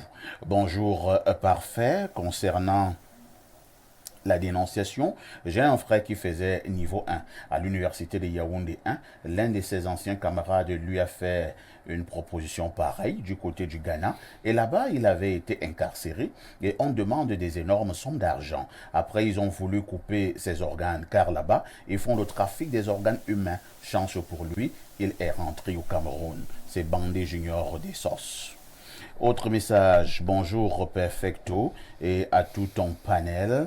On a perdu la culture du papier, il faut rééduquer les jeunes au papier. On te donne une opportunité au Nigeria, tu laisses l'ambassade du Nigeria ici à Bastos, tu peux passer par Limbe pour traverser en pirogue. Tout ça, c'est la peur du papier, des procédures et du vrai.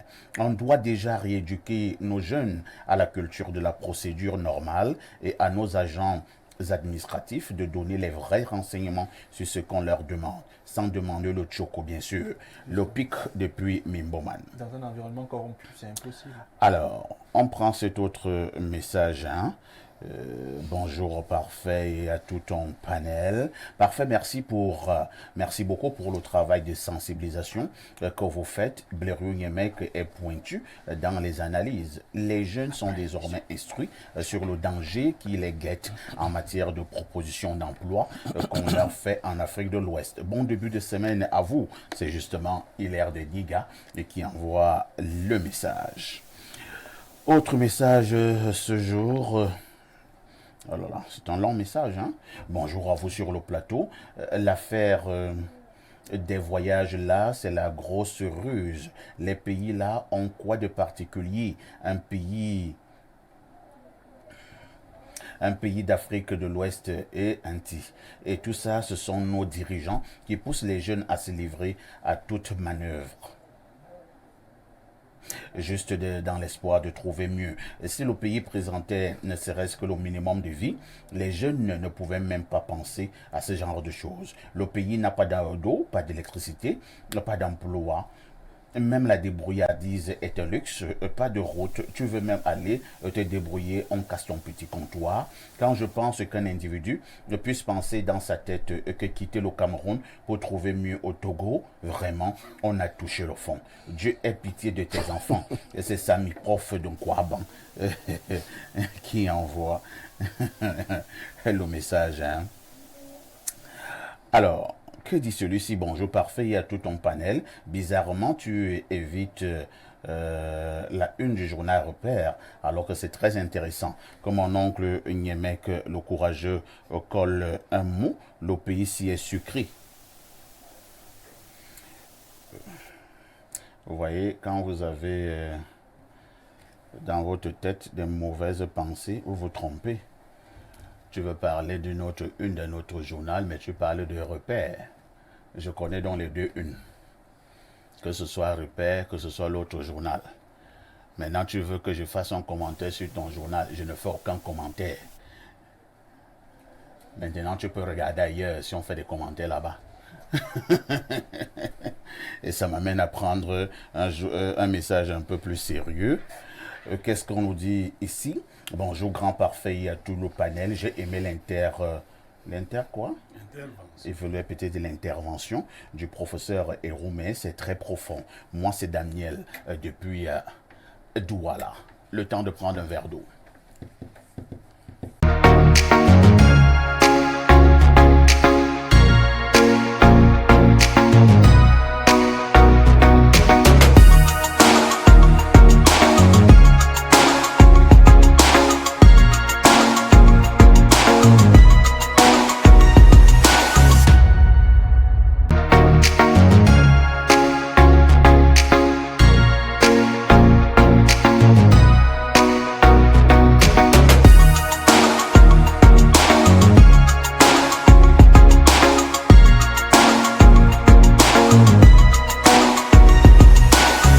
Et si l'on changeait désormais la donne? Le groupe Divine 4.0, c'est un bar-restaurant qui vous transporte au cœur même des saveurs africaines.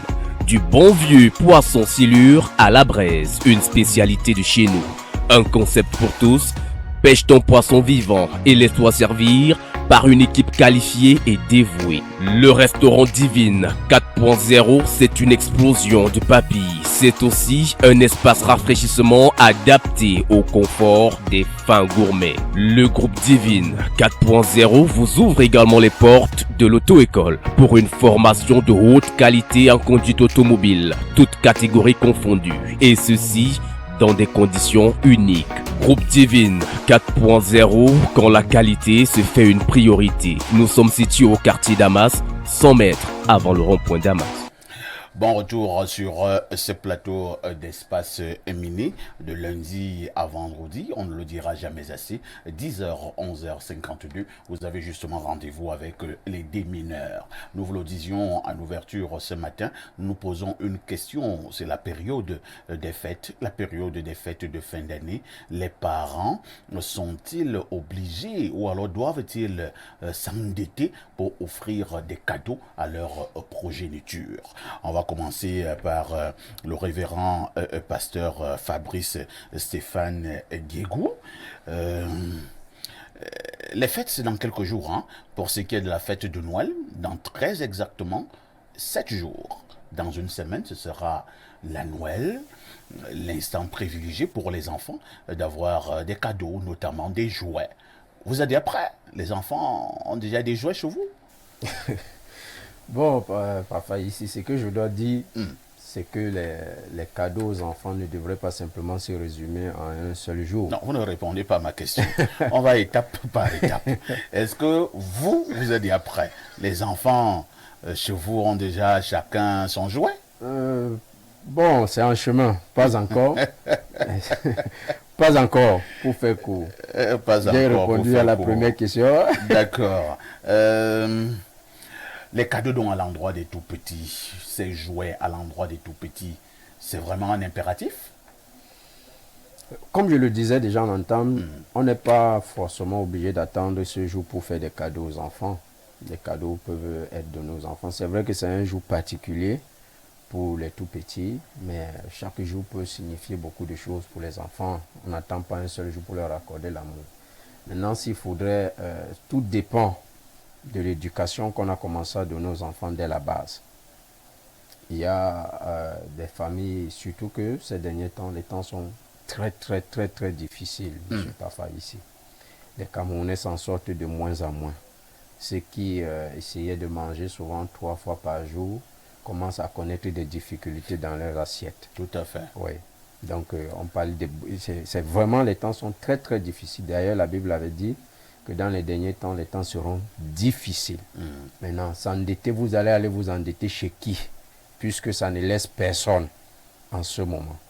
Mais c'est vrai, il y en a aussi d'autres qui roulent carrosse. Nous ne savons pas trop.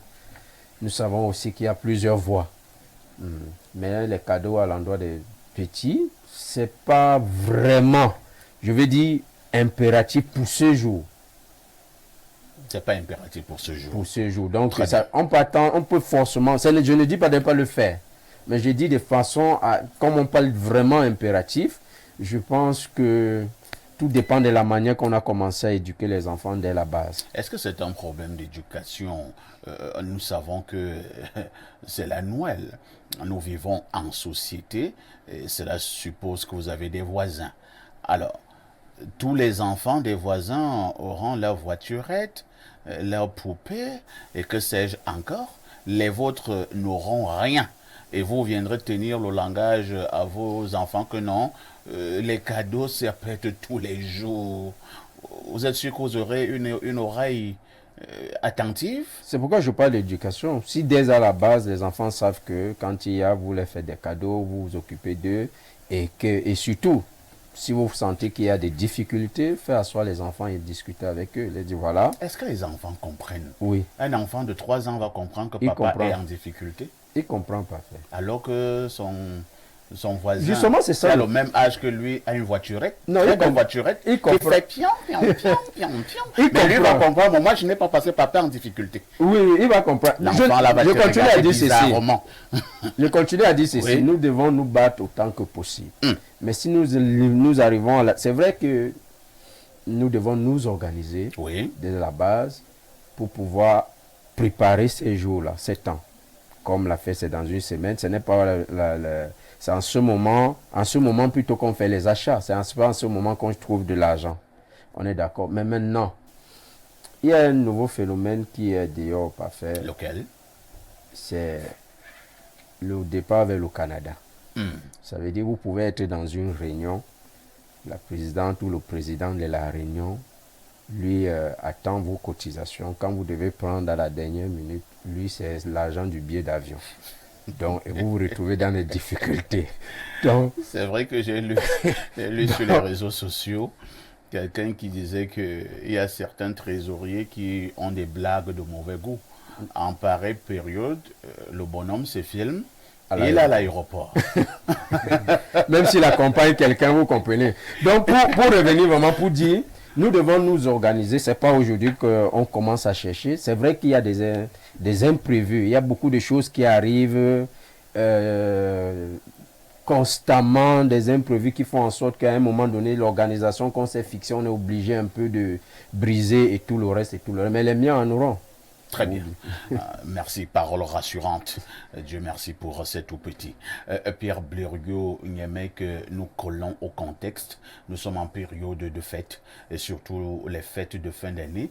Notre culture a voulu qu'en pareil moment, que nous puissions offrir des cadeaux, des jouets notamment, aux tout petits. Quel est votre regard sur cet aspect de choses? C'est vraiment important pour nos familles, pour nos tout petits? Bon, je n'aime pas le faire, mais le pasteur s'est trompé et il a égaré encore les Camerounais, les hommes qui nous suivent dans leurs égarements.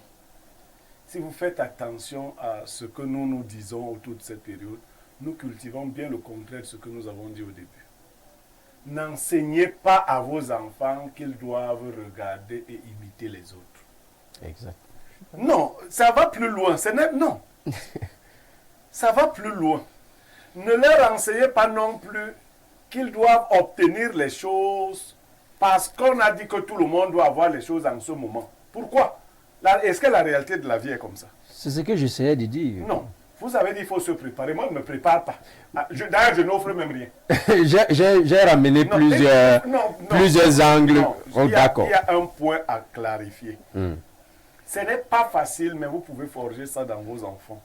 La capacité de voir quelqu'un jouir d'un cadeau à côté de vous sans développer une émotion particulière. Est-ce que vous n'êtes pas en train de vouloir torturer les enfants pour rien? Non. Vous avez à vos vieux esprits là, vous pouvez supporter certaines tortures. Mais un enfant de 3 ans, il voit l'autre avec le chocolat. Et il ne doit pas aussi avoir l'envie d'avoir le chocolat. Non, parfait. Ici, effectivement, le cerveau de l'enfant est plastique.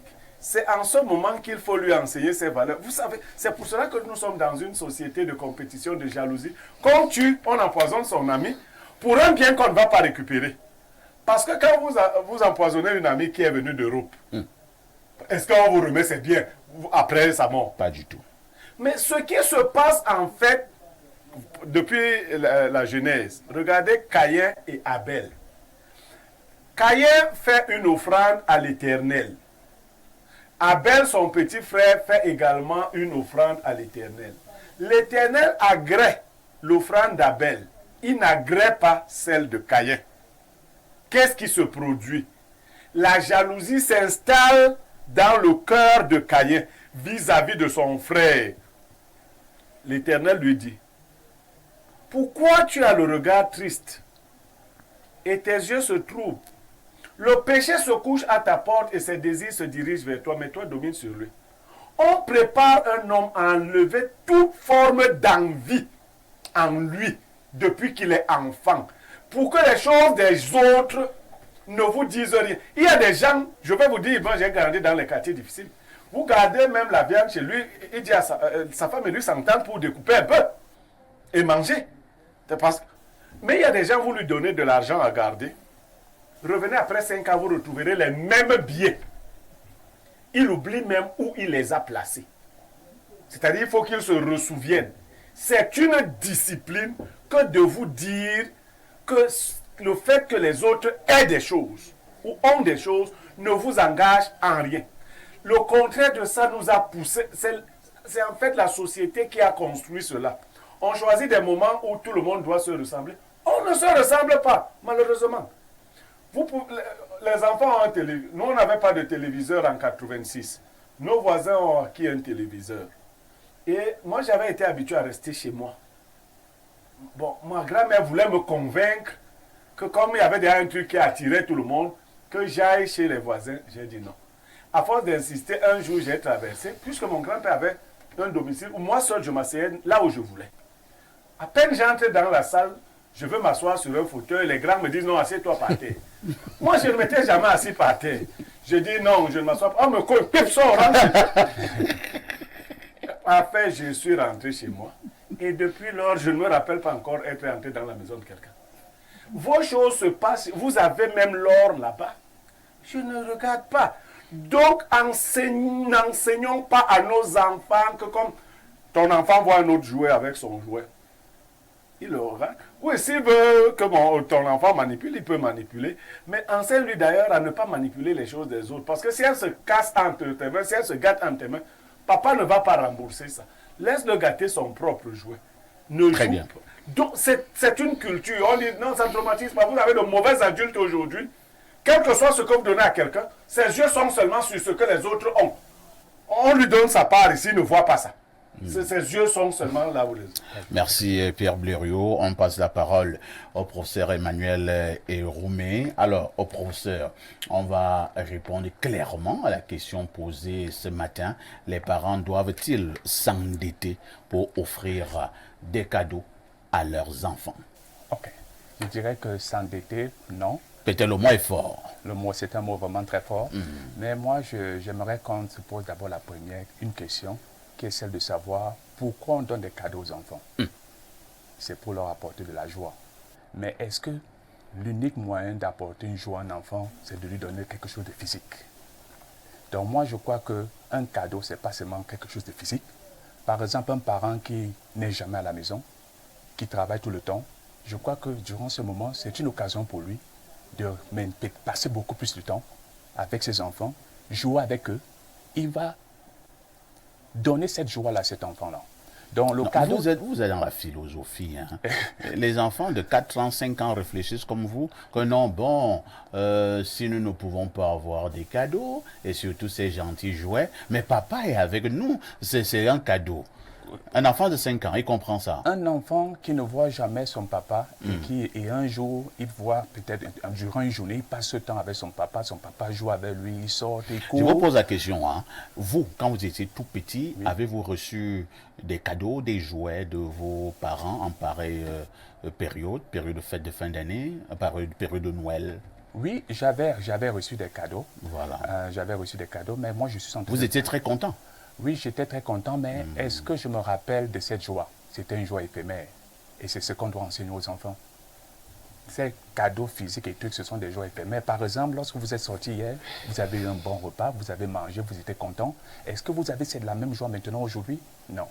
Donc nous devons, comme disait mon collègue, nous devons maintenant, ce sont le moment même clé d'éduquer les enfants, essayer à leur faire comprendre ce qui vraiment apporte la joie. Je vous pose une autre question. Offrir des cadeaux, des jouets à ses enfants en période de fête de Noël, est-ce que c'est si difficile que cela? Bon, moi je parlais beaucoup plus pour ceux qui ne peuvent pas se permettre d'offrir des cadeaux. Donc ils ne doivent pas se mettre Ils sous savent pression. quand même que la Noël c'est une fois par an. Oui, ils le savent, mais ce n'est pas tout le monde. C'est-à-dire quand la Noël s'est déjà passée, on attend encore un an. C'est vrai. Alors pendant toute cette période-là, même si tu es casseur de pierre, tu ne peux pas avoir quelque chose pour acheter une voiturette à ton enfant? Ça c'est vrai, mais je crois que on ne peut pas entrer dans ces détails. Peut-être chaque famille a ses priorités. Entre-temps, les mêmes papas, ils passent le temps à s'empiffrer de bière dans les bars. L'argent de la boisson n'achète pas les cadeaux. Faut pas comprendre. Non, pour faire plus sérieux, moi j'ai les moyens d'offrir des cadeaux à mes enfants. mais je ne leur en offre pas. Vous les torturez? Non, non, je ne leur en offre pas parce que les autres sont en train d'offrir. Vous comprenez? Quand je veux faire, et je fais pareil, quand je veux faire plaisir à un enfant, je te fais plaisir. Et des parents commettent, parfait, je clarifie, il y a des parents qui croient que pour acheter une chaussure à un enfant, il faut qu'il ait pu acheter les chaussures à tous les autres enfants. J'ai même vu ça. Ils achètent, ils cachent, ils gardent. C'est lorsqu'il y aura les chaussures pour tout le monde. On va offrir. Vous savez ce dont ils ont peur? Que les autres soient frustrés, par exemple. Frustrés, jalousie. Non. Oui. C'est pas ça la réalité de la vie. Et vous empêchez aux êtres humains de se préparer à la réalité de la vie. Vous avez travaillé quelque part étant l'un des meilleurs. On vous a nommé après combien de temps? Des années. Parfait, si vous n'apprenez pas dans cette vie que des injustices peuvent se commettre autour de vous, vous ne serez pas un homme. Pas forcément injustice, mais que les autres peuvent avoir, ce que moi je ne peux pas avoir. J'appelle même ça injustice, mais la nature elle-même fait des choses bizarres. Donc, si vous voulez, moi j'ai 15 enfants. Quand je veux acheter le vélo de A, oui, je ne peux pas attendre d'avoir 15 vélos. Ok? Je veux offrir un pantalon à un tel. Je n'attends pas d'avoir les habits pour tout le monde. J'ai choisi, par exemple, j'ai comme option les anniversaires de mes enfants. Ce sont des grands moments de don. Parce que chacun a son, bien qu'il soit nombreux, chacun a son anniversaire seul. Mais il est même arrivé des années que soit celui qui a son anniversaire soit malade ou que je traverse une période difficile. Je t'appelle, je te dis non. Ne te fâche pas parce que cette année, il n'y aura pas ton anniversaire. Ça peut arriver dans la vie. On le fera une autre fois. Tu as compris? Tu vas te fâcher 2 minutes, mais tu vas le comprendre. D'ailleurs, papa a dit que c'est comme ça. La vie est comme ça. Toi-même, quand tu seras grand, c'est même pas sûr que tu célébreras tes propres anniversaires. C'est papa passe le... Non! Laissez les gens s'habituer à la réalité de la vie. Très bien. Voilà. Le professeur devait évoluer pour enfin chuter. Oui, et même lorsqu'il faut offrir des cadeaux, moi je suggère d'offrir des cadeaux qui vont stimuler le degré d'imagination de ces enfants-là. C'est vrai que nos papas nous offraient des cadeaux et des jouets, des voitures et tout ça, mais je crois que ce n'est pas parce que nos papas se comportaient d'une certaine manière que nous devons copier ce qu'ils faisaient. Donc moi je suggère aux parents, s'ils doivent offrir des cadeaux, qu'ils se focalisent sur des cadeaux qui stimulent l'imagination de ces enfants-là. Parce que c'est cette imagination-là qui pourra vraiment définir leur futur. Merci, professeur. Bernardo Basson, un enfant peut-il normalement passer des bonnes fêtes de fin d'année sans cadeau, sans jouet? Oui. Et comment? Votre perception de l'enfant n'est pas la mienne. On dit enfant parce qu'on est sur le plan social. L'enfant est une âme qui s'héberge dans un corps. Et il n'y a pas d'âge pour comprendre certaines choses. Vous savez, c'est ce qu'on croit. Parce que le matérialisme nous empêche. À 3 ans, l'enfant comprend, l'enfant ressent, l'enfant entend, l'enfant s'éveille. Vous avez un pharaon qui a eu 12 ans tout en Cameroun. Ça veut dire qu'en fait, je ne vais pas parler d'initiation, mais l'âme peut comprendre des choses plus tôt que ce que vous imaginez. C'est vous qui empêchez ces âmes de s'élever en les attachant à des choses matérielles. Vous ne pouvez pas aujourd'hui vous rappeler de ce que votre père vous a offert comme cadeau à 2 ans. Ce sera compliqué. Vous pouvez vous rappeler des bons moments passés avec lui. Vous pouvez vous rappeler de l'amour qu'il vous a apporté. Ce matin, mon fils aîné, quand je sortais, mon fils aîné, il a 18 ans, il est en BTS. Il me disait, le père, moi je veux ma veste pour la fête de Noël. Bon, on en a souri. Mais il sait, quand je lui fais un cadeau, ce n'est pas par rapport à une période. Lorsqu'on draine les esprits à un moment précis pour leur donner quelque chose, c'est de la manipulation. Ce n'est pas de l'éveil. Apprenez, je avec une phrase sensée, apprenez à vos enfants ce qui est réel. Ce qui est réel, c'est que les choses matérielles nous attachent. Rien de ce qui est attaché ne s'élève. Les cadeaux, c'est bien, parce que les cadeaux réjouissent quand même. Les cadeaux, c'est bien parce que les cadeaux aident à rapprocher certaines personnes. Je voulais justement poser cette question, et je pense que le professeur a commencé à se poser cette question tout à l'heure. Oui. Pourquoi offrons-nous les cadeaux aux êtres humains de manière générale et maintenant aux enfants de manière spécifique? C'est pour la faire plaisir. Premièrement- Et ça marque aussi. Premièrement, Ça parce leur donne que- de la joie. Oui, premièrement parce que les cadeaux sont à un moment donné Est-ce que stimulants. vous ne vous cachez pas dans vos philosophies là, juste pour essayer un peu de maquiller votre sens de chicheter? Inversons la question. Est-ce qu'on ne s'abandonne pas trop à la Vous sociologie? êtes un parent chiche. Pourquoi? Je ne le pense pas. Pourquoi pas faire d'accord. ici? Les enfants qu'on habitue à 5, 6, 7 ans à avoir des cadeaux deviennent exigeants à 13, 14, 15 ans, deviennent capricieux à un certain âge et Est-ce qu'on ne détestent dira leurs pas, est-ce qu'on ne parents dira pas lorsqu'ils également n'ont que plus tout ces a justement cadeaux-là? un âge? Sauf que- C'est-à-dire entre 2 ans et 14 ans, je sais très bien qu'il faut offrir des petits cadeaux à cet enfant, mais lorsqu'il a 18 ans, je lui donne encore quoi? Est-ce qu'il ne va pas aussi comprendre cela? Justement, c'est à vous de le préparer à comprendre ce genre de choses. Sauf qu'il y a des parents qui jusqu'aujourd'hui s'inquiètent de ce que mon enfant n'aura pas de vêtements de Noël. Il n'y a pas d'inquiétude à avoir. Si vous, Vous êtes avez, sérieux, là? oui, si vous avez des moyens d'offrir un cadeau à votre enfant, faites-le. Si vous avez l'envie de faire un cadeau à votre enfant, faites-le. Si vous avez une pression de faire cela, ne faites pas. Parce qu'en fait, vous vous enfermez vous-même dans un site que vous ne contrôlez pas. On va faire ici 2 choses pour sortir. La première, c'est que à un moment donné, l'enfant va comprendre et doit comprendre le sens des choses, pas les formes. Les formes changent. Le sens de la vie, il est unique. On va tous vers la mort physique, par exemple. Vous voyez. Donc, il faut apprendre aux enfants qu'à un moment donné de la vie, vous devez vous contenter d'abord de ce qui vient du cœur et pas de ce qui vient des mains.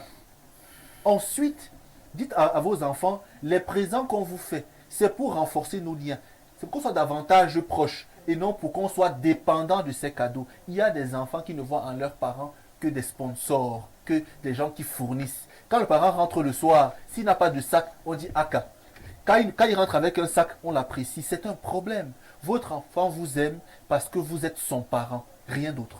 Vous aimez votre enfant parce qu'il est votre enfant, rien d'autre. Et non parce qu'il y a un échange de cadeaux permanent. Parfait. Oui, Blériot. Je vous vole une minute. Allons-y. J'ai connu un patron qui offrait beaucoup de cadeaux à ses employés, notamment des voitures. Vous savez, j'étais en charge de mettre les noms des récipiendaires. Il y a un monsieur qui a reçu une voiture. Mais tellement il avait été habitué dans son cœur à regarder seulement les choses des autres. Il est venu me voir pour qu'on change sa voiture. Bon, moi j'étais chargé de mettre les noms. Je lui dis non, c'est un peu compliqué, il faut que je voie avec tel. Il dit non, voit. Pendant que j'étais en train de voir avec tel, il se renseigne et il se rend compte que celle qu'on lui a donnée vaut 5 millions de plus que celle qu'il voulait choisir. Il revient et dit, j'espère que tu n'as pas encore envoyé la note. J'espère que tu n'as pas encore envoyé la note. Parfait, je n'avais pas encore envoyé la note. Je lui ai dit que j'ai déjà envoyé la note. Et qu'on a dit oui. Vous voyez ça. Vous avez détruit les cœurs des hommes. C'est-à-dire qu'un individu qui veut seulement se rassurer que sa part dépasse la part des autres, sa part est... Non, vous détruisez les gens. Merci beaucoup. On repart du côté de la messagerie. Nous partons au plus 973. Alors, il dit bonjour, good morning au panel. Je vous suis depuis le Bahreïn. Le Bahreïn, voilà. C'est dans les pays Et pratiques. vraiment, j'apprécie beaucoup le travail que vous faites et j'aimerais intégrer l'école de M. Niemek. Please, I want to work on the sound system. It is always very low. Big up and Merry Christmas in advance. Hein, Blériot, il va intégrer ton école. Autre message ce jour, bonjour Espace Miné et longue vie. Merci pour vos enseignements. Je suis fier de vous. C'est Blandine et Bissic à Equier qui envoie le message. Bonjour à tout le panel. Un parent normalement doit prévoir en avance le cadeau pour son enfant au lieu d'attendre la dernière minute. Aussi, un cadeau n'est pas toujours matériel. Le fait de prouver son amour à quelqu'un, partager les moments de joie, c'est déjà un cadeau. Cependant, tout dépend des tranches d'âge aussi. Il y a des tout petits qui aiment le matériel et il y a nous de la tranche 23 à 25 ans. Les parents doivent aussi s'endetter pour nous offrir un cadeau. En conclusion, le cadeau n'est pas toujours matériel. Les parents n'ont pas besoin de s'endetter pour offrir les cadeaux aux enfants. C'est Giovanni d'un Como qui envoie le message. Enfin, ici, je ne voulais pas que je donne un élément, sans vous couper, si vous permettez. Je l'ai juste oublié. Aujourd'hui, beaucoup de parents achètent l'amour de leurs enfants par les cadeaux. Ça, il faut le dire. La priorité d'un parent doit être d'enseigner à son enfant ce qu'on ne lui a pas enseigné à un moment donné, et non de donner à son enfant ce qu'il n'a pas reçu à un moment donné. Autre message ce jour, s'endetter pour offrir les cadeaux à ses enfants, ce n'est plus être sûr de soi. Quand c'est mauvais, on se plie pour l'essentiel. C'est Hervé depuis Chinga qui envoie le message. Bonjour parfait et à tous les panélistes, que Blurieux ne soit pas avare et donne les cadeaux aux enfants. Il pourra inculquer les valeurs dont il parle à ses enfants à des âges plus avancés. Il apprend des valeurs à des enfants qui cherchent encore à marcher. Je vais lui dire quelque chose maintenant de très positif. Parfait, Aïssi. Il faut juste leur dire que Père Noël est fâché contre le Cameroun. Pas d'eau, pas de carburant, pas de courant, pas de cadeaux, etc. C'est Arnaud de Mondon. Autre message. Qu'est-ce qu'on nous dit là? Pour le thème, cette bêtise de la culture des jouets, mue par une économie capitaliste et aliénante, a tué nos valeurs pour laisser l'irrationnel inhiber notre pensée. Je pense donc que je suis, disait Descartes, on n'existe pas par les valeurs des autres. C'est quoi la Noël? Arrêtons ce truc. L'enjeu est ailleurs. Nos anciens fêtaient la Noël. Bernardo est là, Blériot est là. Si je me trompe, ils me diront. Je suis gêné, on ne peut pas bien circuler à cause de Noël et autres. Soyons nous et rien que nous. L'enfant qui a vu le chocolat, s'il a des valeurs, ne va pas regarder ça. Mais s'il a été égaré par ses parents, il va envier. C'est Gérard Doctorant à l'université catholique. Autre message ce jour, bonjour Perfecto. Le cadeau ne doit pas avoir autant de philosophie.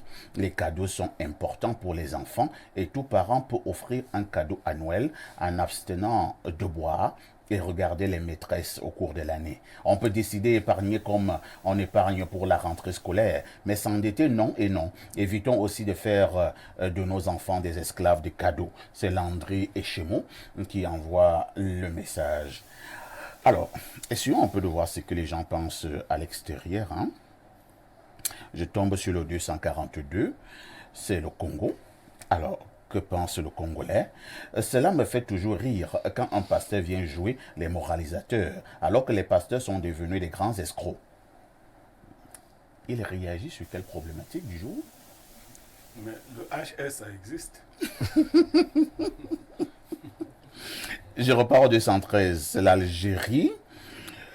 Ce qui me dérange par moment est que il y a peut-être un pasteur qui a dû le déranger, soit une affaire de femme et tout ça. Dès qu'il voit encore notre pasteur, il cherche seulement le gourdin. C'est normal. Hein? Il trouve un bouc émissaire. Bonjour, parfait Haïti. Le régime Biya a réussi un exploit extraordinaire. Il a réussi à pousser les Camerounais à aller même en aventure au Niger, au Tchad ou au Mali. Les Camerounais sont prêts à aller vivre même en Guinée-Bissau ou au Libéria. J'ai été surpris quand je suis arrivé au Niger, au Mali et au Libéria de voir une grande communauté camerounaise là-bas. Certains Camerounais demandent même la nationalité malienne. D'autres Camerounais au Niger m'ont dit qu'ils se sentent plus à l'aise au Niger qu'au Cameroun. Je vous avais dit un jour ici, et je le répète encore, quand vous voyez la souris fuir pour entrer dans le feu, ça veut dire que ce qu'elle fuit est plus dangereux que le feu. Incroyable. Autre message ce jour. Hein? Alors, qu'est-ce qu'on dit là? Quelqu'un dit Hotep à vous El Perfecto. Je ne sais pas ce que ça veut dire. Hein? Hotep. Hotep, c'est une bénédiction. Ah, d'accord. C'est dans quelle langue? L'égyptien, le copte. Incroyable. C'est une outrecuidance assez superfectatoire que de s'endetter pour un présent Tu es obligé de parler, de prendre ce genre d'expression. Ma grand-mère, alors qui a a compris quoi. Et matériel qui s'estompe sous l'effet du temps. Les valeurs morales, elles sont indélébiles. C'est Saker, depuis un Colibiswan, qui envoie le message. Outrecuidance, c'est l'audace. Superfétatoire veut dire inutile. À chaque fois, on va expliquer sur grand-mère. Non, vous avez parlé de la grammaire. Pour ce cas, j'ai fait... Quelqu'un m'a aussi dit en off que, mais parfait, laisse nos grand-mères tranquille. Prends les vôtres.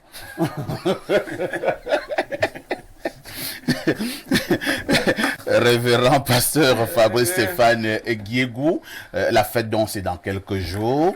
En un mot comme en mille, quelle devrait être l'attitude des parents vis-à-vis des enfants plus ou moins exigeants? Parce qu'il y en a quand même qui sont exigeants. Première question. Deuxième question, et je pense que quelqu'un sur ce plateau a commencé à en parler, on devrait mettre en point d'honneur la qualité des cadeaux que nous offrons à nos enfants. Est-ce que nous ne devons pas être regardants sur ce que nous offrons à nos enfants sur le plan moral et tout ce qui va avec? La première question. Sur les enfants exigeants. Sur les enfants exigeants, que faisons-nous? Sur les enfants qui ne sont pas philosophes. Proverbe 22:6 nous dira: instruis l'enfant selon la voie qu'il doit suivre, Et lorsqu'il sera grand, il ne ne s'en détournera pas. Les enfants deviennent exigeants de par ce qu'on a commencé à leur donner à la base.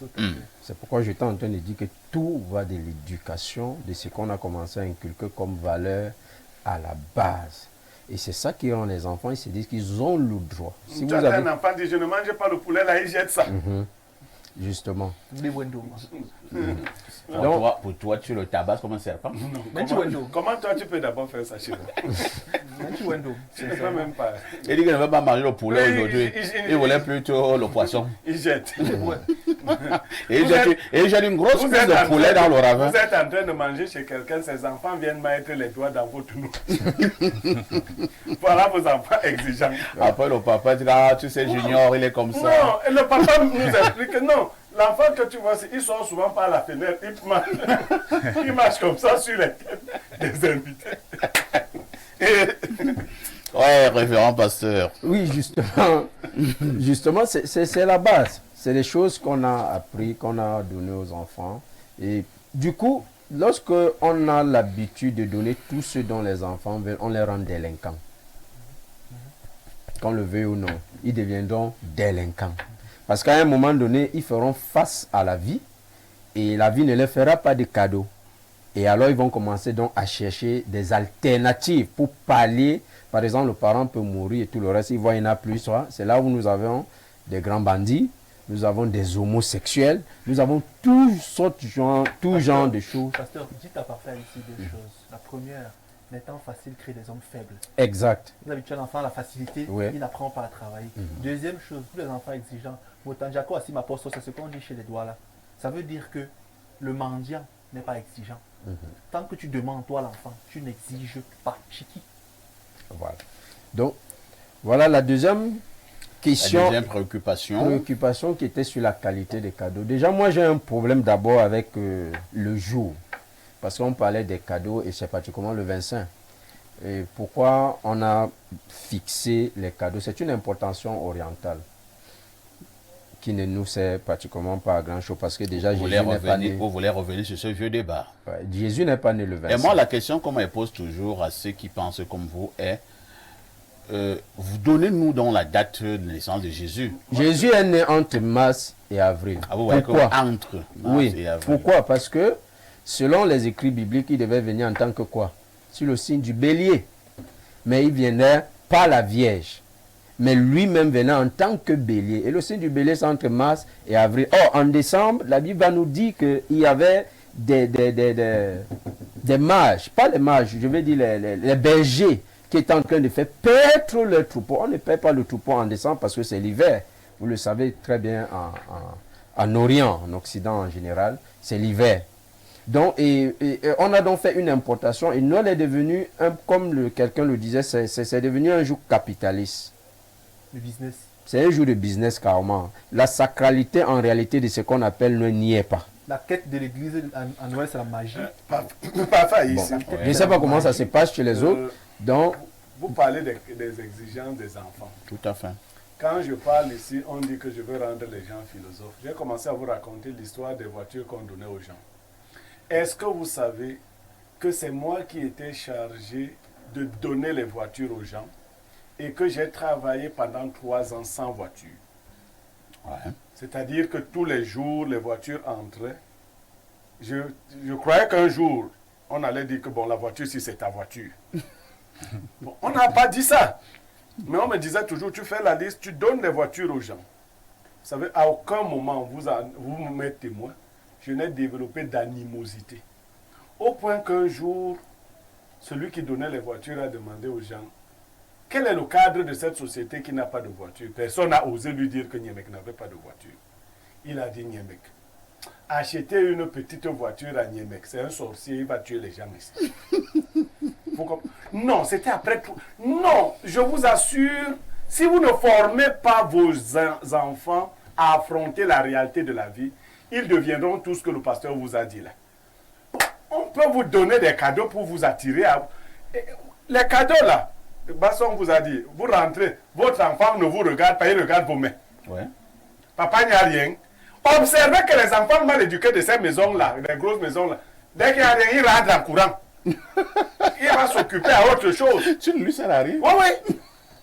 Olitondo. Voilà. Merci beaucoup, hein. Professeur Emmanuel Eroumé. Que faisons-nous pour ce qui est du choix des cadeaux à donner à nos enfants? Certains ont estimé, par exemple, des cadeaux à caractère violent, des fusils, des pétards, il fallait s'en éloigner. Cela pouvait avoir de l'incidence au niveau du devenir de ces enfants. Ok. Donc, tout d'abord, j'aimerais reprendre la première question que vous avez posée à ma Les enfants collègue. exigeants. Bon, je dirais que le meilleur cadeau, c'est d'abord l'amour. Vous devez offrir votre amour à vos enfants. Et il y a plusieurs... Est-ce que si vous offrez les cadeaux, vous enlevez l'amour? Non, en fait, je voulais dire qu'il vrai y a que j'ai plusieurs pas répondu à la moyens de question. manifester cet amour. Ça peut être... L'enfant peut même voir autoprésence qu'en lui physique. donnant encore les cadeaux, ça montre vraiment que papa même. Oui, oui, ça peut Mais un être... papa qui ne donne jamais rien, vraiment, c'est un papa méchant. Oui. Non, en fait, je voulais Il dire... passe le temps à boire au bar. Oui, c'est d'abord votre amour. Ensuite, il y a plusieurs manières de manifester cet amour-là. Ça peut être juste votre présence si vous n'êtes jamais à la maison. Mais si vous pouvez vous permettre d'acheter des cadeaux également, vous pouvez offrir ces cadeaux-là. Mais le thème principal, c'est cet amour-là et cette joie que vous allez communiquer à cet enfant. Maintenant, selon moi, lorsqu'un enfant est exigeant, pour moi, c'est un signe que c'est un enfant qu'on peut éduquer. Donc, ça veut dire que vous devez plutôt prendre cette opportunité pour éduquer cet enfant-là. Au sujet des valeurs de la vie, ce qui est vraiment important. Et que ce n'est pas seulement le matériel qui est important. Parce que si un enfant est exigeant, ça veut dire qu'il y a déjà un travail de fond qu'il va falloir faire. Maintenant, Oui, Enfin, ici, oui. j'ai oublié un élément, permettez. Oh, j'allais oublier, Basson. L'histoire des femmes. Les femmes ont fait quoi avec les cadeaux? Quand le père ne donne pas le cadeau à l'enfant, estimant que c'est une façon de former l'enfant, les femmes vont souvent derrière donner des cadeaux aux enfants, les manipulant, leur faisant croire que ce sont elles qui aiment ces enfants et que les pères ne les aiment pas. Arrêtez la sorcellerie. Parfois ici c'est très vrai dans les foyers. Je sais de quoi je parle. D'accord. Mais non, par rapport à la nature des cadeaux, Non, vous n'avez prends pas deux encore, ce secondes. n'est pas encore votre temps de parole. Allons-y. Vous êtes désordonné là, monsieur. Oui. Oui, allez-y, maintenant, professeur. au sujet de la nature des cadeaux, pour moi, je crois que donner des cadeaux, c'est aussi une opportunité d'éduquer les enfants, de les amener à se développer. Et donc, moi, je me focaliserai sur des choses qui stimulent l'imagination de ces enfants. Pourquoi? Parce qu'on néglige tellement cet aspect-là, mais c'est quelque chose d'important qui devrait commencer dès le bas âge. Einstein disait souvent que si vous aimerez, qui n'aimerait pas que ces enfants soient intelligents ici? Je crois que tout le monde. Et il disait que si vous aimerez que vos enfants soient intelligents, essayez de leur raconter des contes de fées. Et donc, essayez de stimuler leur imagination. Et moi, je me focaliserai sur des jouets qui stimulent, qui amènent l'enfant à imaginer. Vous avez quelques exemples de jouets? Non, il y a plusieurs exemples. Des petits ordinateurs? Ouais, il y a peut-être des petits ordinateurs, mais des jouets qui vont pousser l'enfant à raisonner, à se faire des idées, à générer des idées, et ainsi de suite, parce qu'ils auront besoin de ça. Et non des jouets juste pour le jouet. Pour le jouet, oui. Ou bien les armes, Ou tout. des armes. Tout. Bernardo Basson, un enfant qui ne reçoit donc pas de cadeaux en période de Noël, on dira qu'il n'est pas malheureux. Non, pas nécessairement. Tout dépend de comment le parent construit le centre de la famille. Mais les 3 principaux cadeaux que moi je peux suggérer On en voit la fonction de qualité des l'âge de jouets. l'enfant. Oui. Premièrement, si l'enfant peut déjà parler, lire et écrire, donc 5-6 ans, des livres, des petits livres colorés. Parce que l'enfant se souviendra des messages contenus dans ces livres quand il aura 50 ans. Souvenez-vous, aujourd'hui, quand on est vieux, ce qui nous garde notre âme d'enfant sont les souvenirs qu'on a étant enfant. Or, les voitures, les jouets, souvent on oublie ce qui nous ont procuré comme bonheur. Tandis que les phrases contenues dans ces livres, adages, proverbes, dictons, citations, images, restent dans l'esprit pour très longtemps. Deuxième cadeau ici, ce qui rappelle les liens entre les proches. Par exemple, un puzzle, un truc comme ça, qui t'emmène à construire quelque chose, construire une vision du monde, de la société, de la vie. Les puzzles, moi, ma mère m'en offrait beaucoup. Mon père m'a fait maîtriser toutes les capitales du monde à 14 ans. Jusqu'aujourd'hui, avant 14 ans, puisque, bon, vous connaissez un peu l'histoire. Aujourd'hui, il y a toutes les capitales du monde dans ma tête par cœur. Pays, capitale, c'est un réflexe, vous voyez. Parce qu'il m'apprenait la géographie à travers des petits livres qu'il me donnait aujourd'hui. Je suis très bon en géographie. Très bien. Cours d'eau, mon fleuve, etc. Et le troisième cadeau, le plus important pour moi, c'est la présence. C'est-à-dire, vous devez être là avec vos enfants. Et à quel moment on va chercher l'argent? Non, c'est pour un moment précis. C'est-à-dire, le moment, si on prend souvent les congés pour beaucoup, hein, le jour de fête, c'est un jour férié, par exemple. Je suis pas sûr que lundi, le 25, il y a des entreprises qui ne donnent pas les congés à leurs employés. Mais le jour de fête, partager avec l'enfant. Il y a des pères très noirs et très méchants. Quand il arrive, l'enfant fuit. C'est pas bon. Soyez près de vos enfants. Ils ont à apprendre de vous tout le temps. Soyez disponibles pour eux. Ne les fuyez pas. Birougne-Mec, quel genre de cadeau donner à nos enfants? Quel genre de jouet offrir à notre progéniture? Moi, là encore, je vais vous étonner. Moi, quand je vais offrir un cadeau à un enfant, je lui demande ce qu'il veut comme cadeau. Mais il doit s'expliquer. Il doit s'expliquer. Je lui dis, tu veux... Il me dit, je veux tel truc. Je lui dis, pourquoi? On débat, mes enfants débattent beaucoup avec moi. Je lui dis, mais tu sais que tu veux faire cela, peut-être parce que tu as vu. Il faut que tu me convainques. Si tu m'as convaincu, c'est une bonne chose. Bon, maintenant, je ne vais pas faire cette autre morale. Mes enfants n'aiment pas la lecture. Je ne sais pas, je ne sais pas. Vraiment, la vie ici est terrible. Le lion n'accouche pas les lions. Bon, vous voyez les gens, il y a les livres, pas possible. Mais j'ai même des gens qui n'ont jamais lu deux pages. C'est des gens qui... Bon, c'est la malédiction. Ça va les temps faibles créent des hommes, c'est pas médiocres. Et les temps difficiles. Je veux dire que nous n'allons pas réinventer la roue parfaite ici pour essayer de dire quelque chose que les gens vont retenir. Nous sommes au terme de ce programme. Le cadeau doit féliciter un acte précis que quelqu'un a posé. Ce n'est pas un enchaînement, ce n'est pas du suivisme. Parmi même les gens qui exigent les cadeaux, là, il y a des gens qui n'ont même pas payé leur scolarité. Il a fui l'école, il a bouffé l'argent et on lui ajoute le cadeau. Merci beaucoup. C'est ce qu'il fallait dire globalement ce matin. Dans une semaine, ce sera la fête de Noël. Beaucoup d'embouteillages déjà au niveau de nos grandes villes. La circulation est devenue un peu compliquée. C'est également la période par excellence où nos amis, les bandits, font également irruption. Il faut être très prudent en cette période de fête de fin d'année et surtout, fêtons avec beaucoup de modestie. Merci au révérend pasteur Fabrice Stéphane Guigou qui était là ce matin. Merci également au médecin cardiologue professeur Emmanuel Héroumé à Egom qui est également là ce matin. Professeur, on vous invitera encore très prochainement lorsque nous serons de manière plus profonde dans votre domaine. Merci également à Pierre Blériot, bien des choses à Bernardo Basson. Le journal de la mi-journée, c'est dans 7 minutes très exactement. La rediffusion de ce programme, c'est tous les soirs à partir de 22h30. Avec tout ceci, que faites-vous encore ailleurs?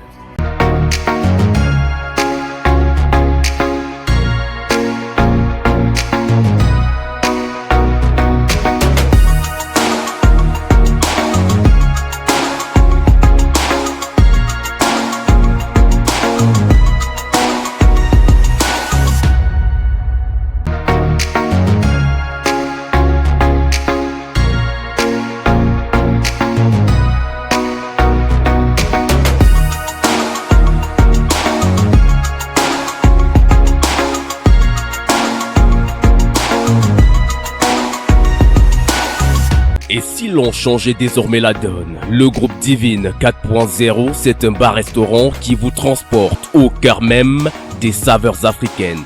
Du bon vieux poisson silure à la braise, une spécialité de chez nous.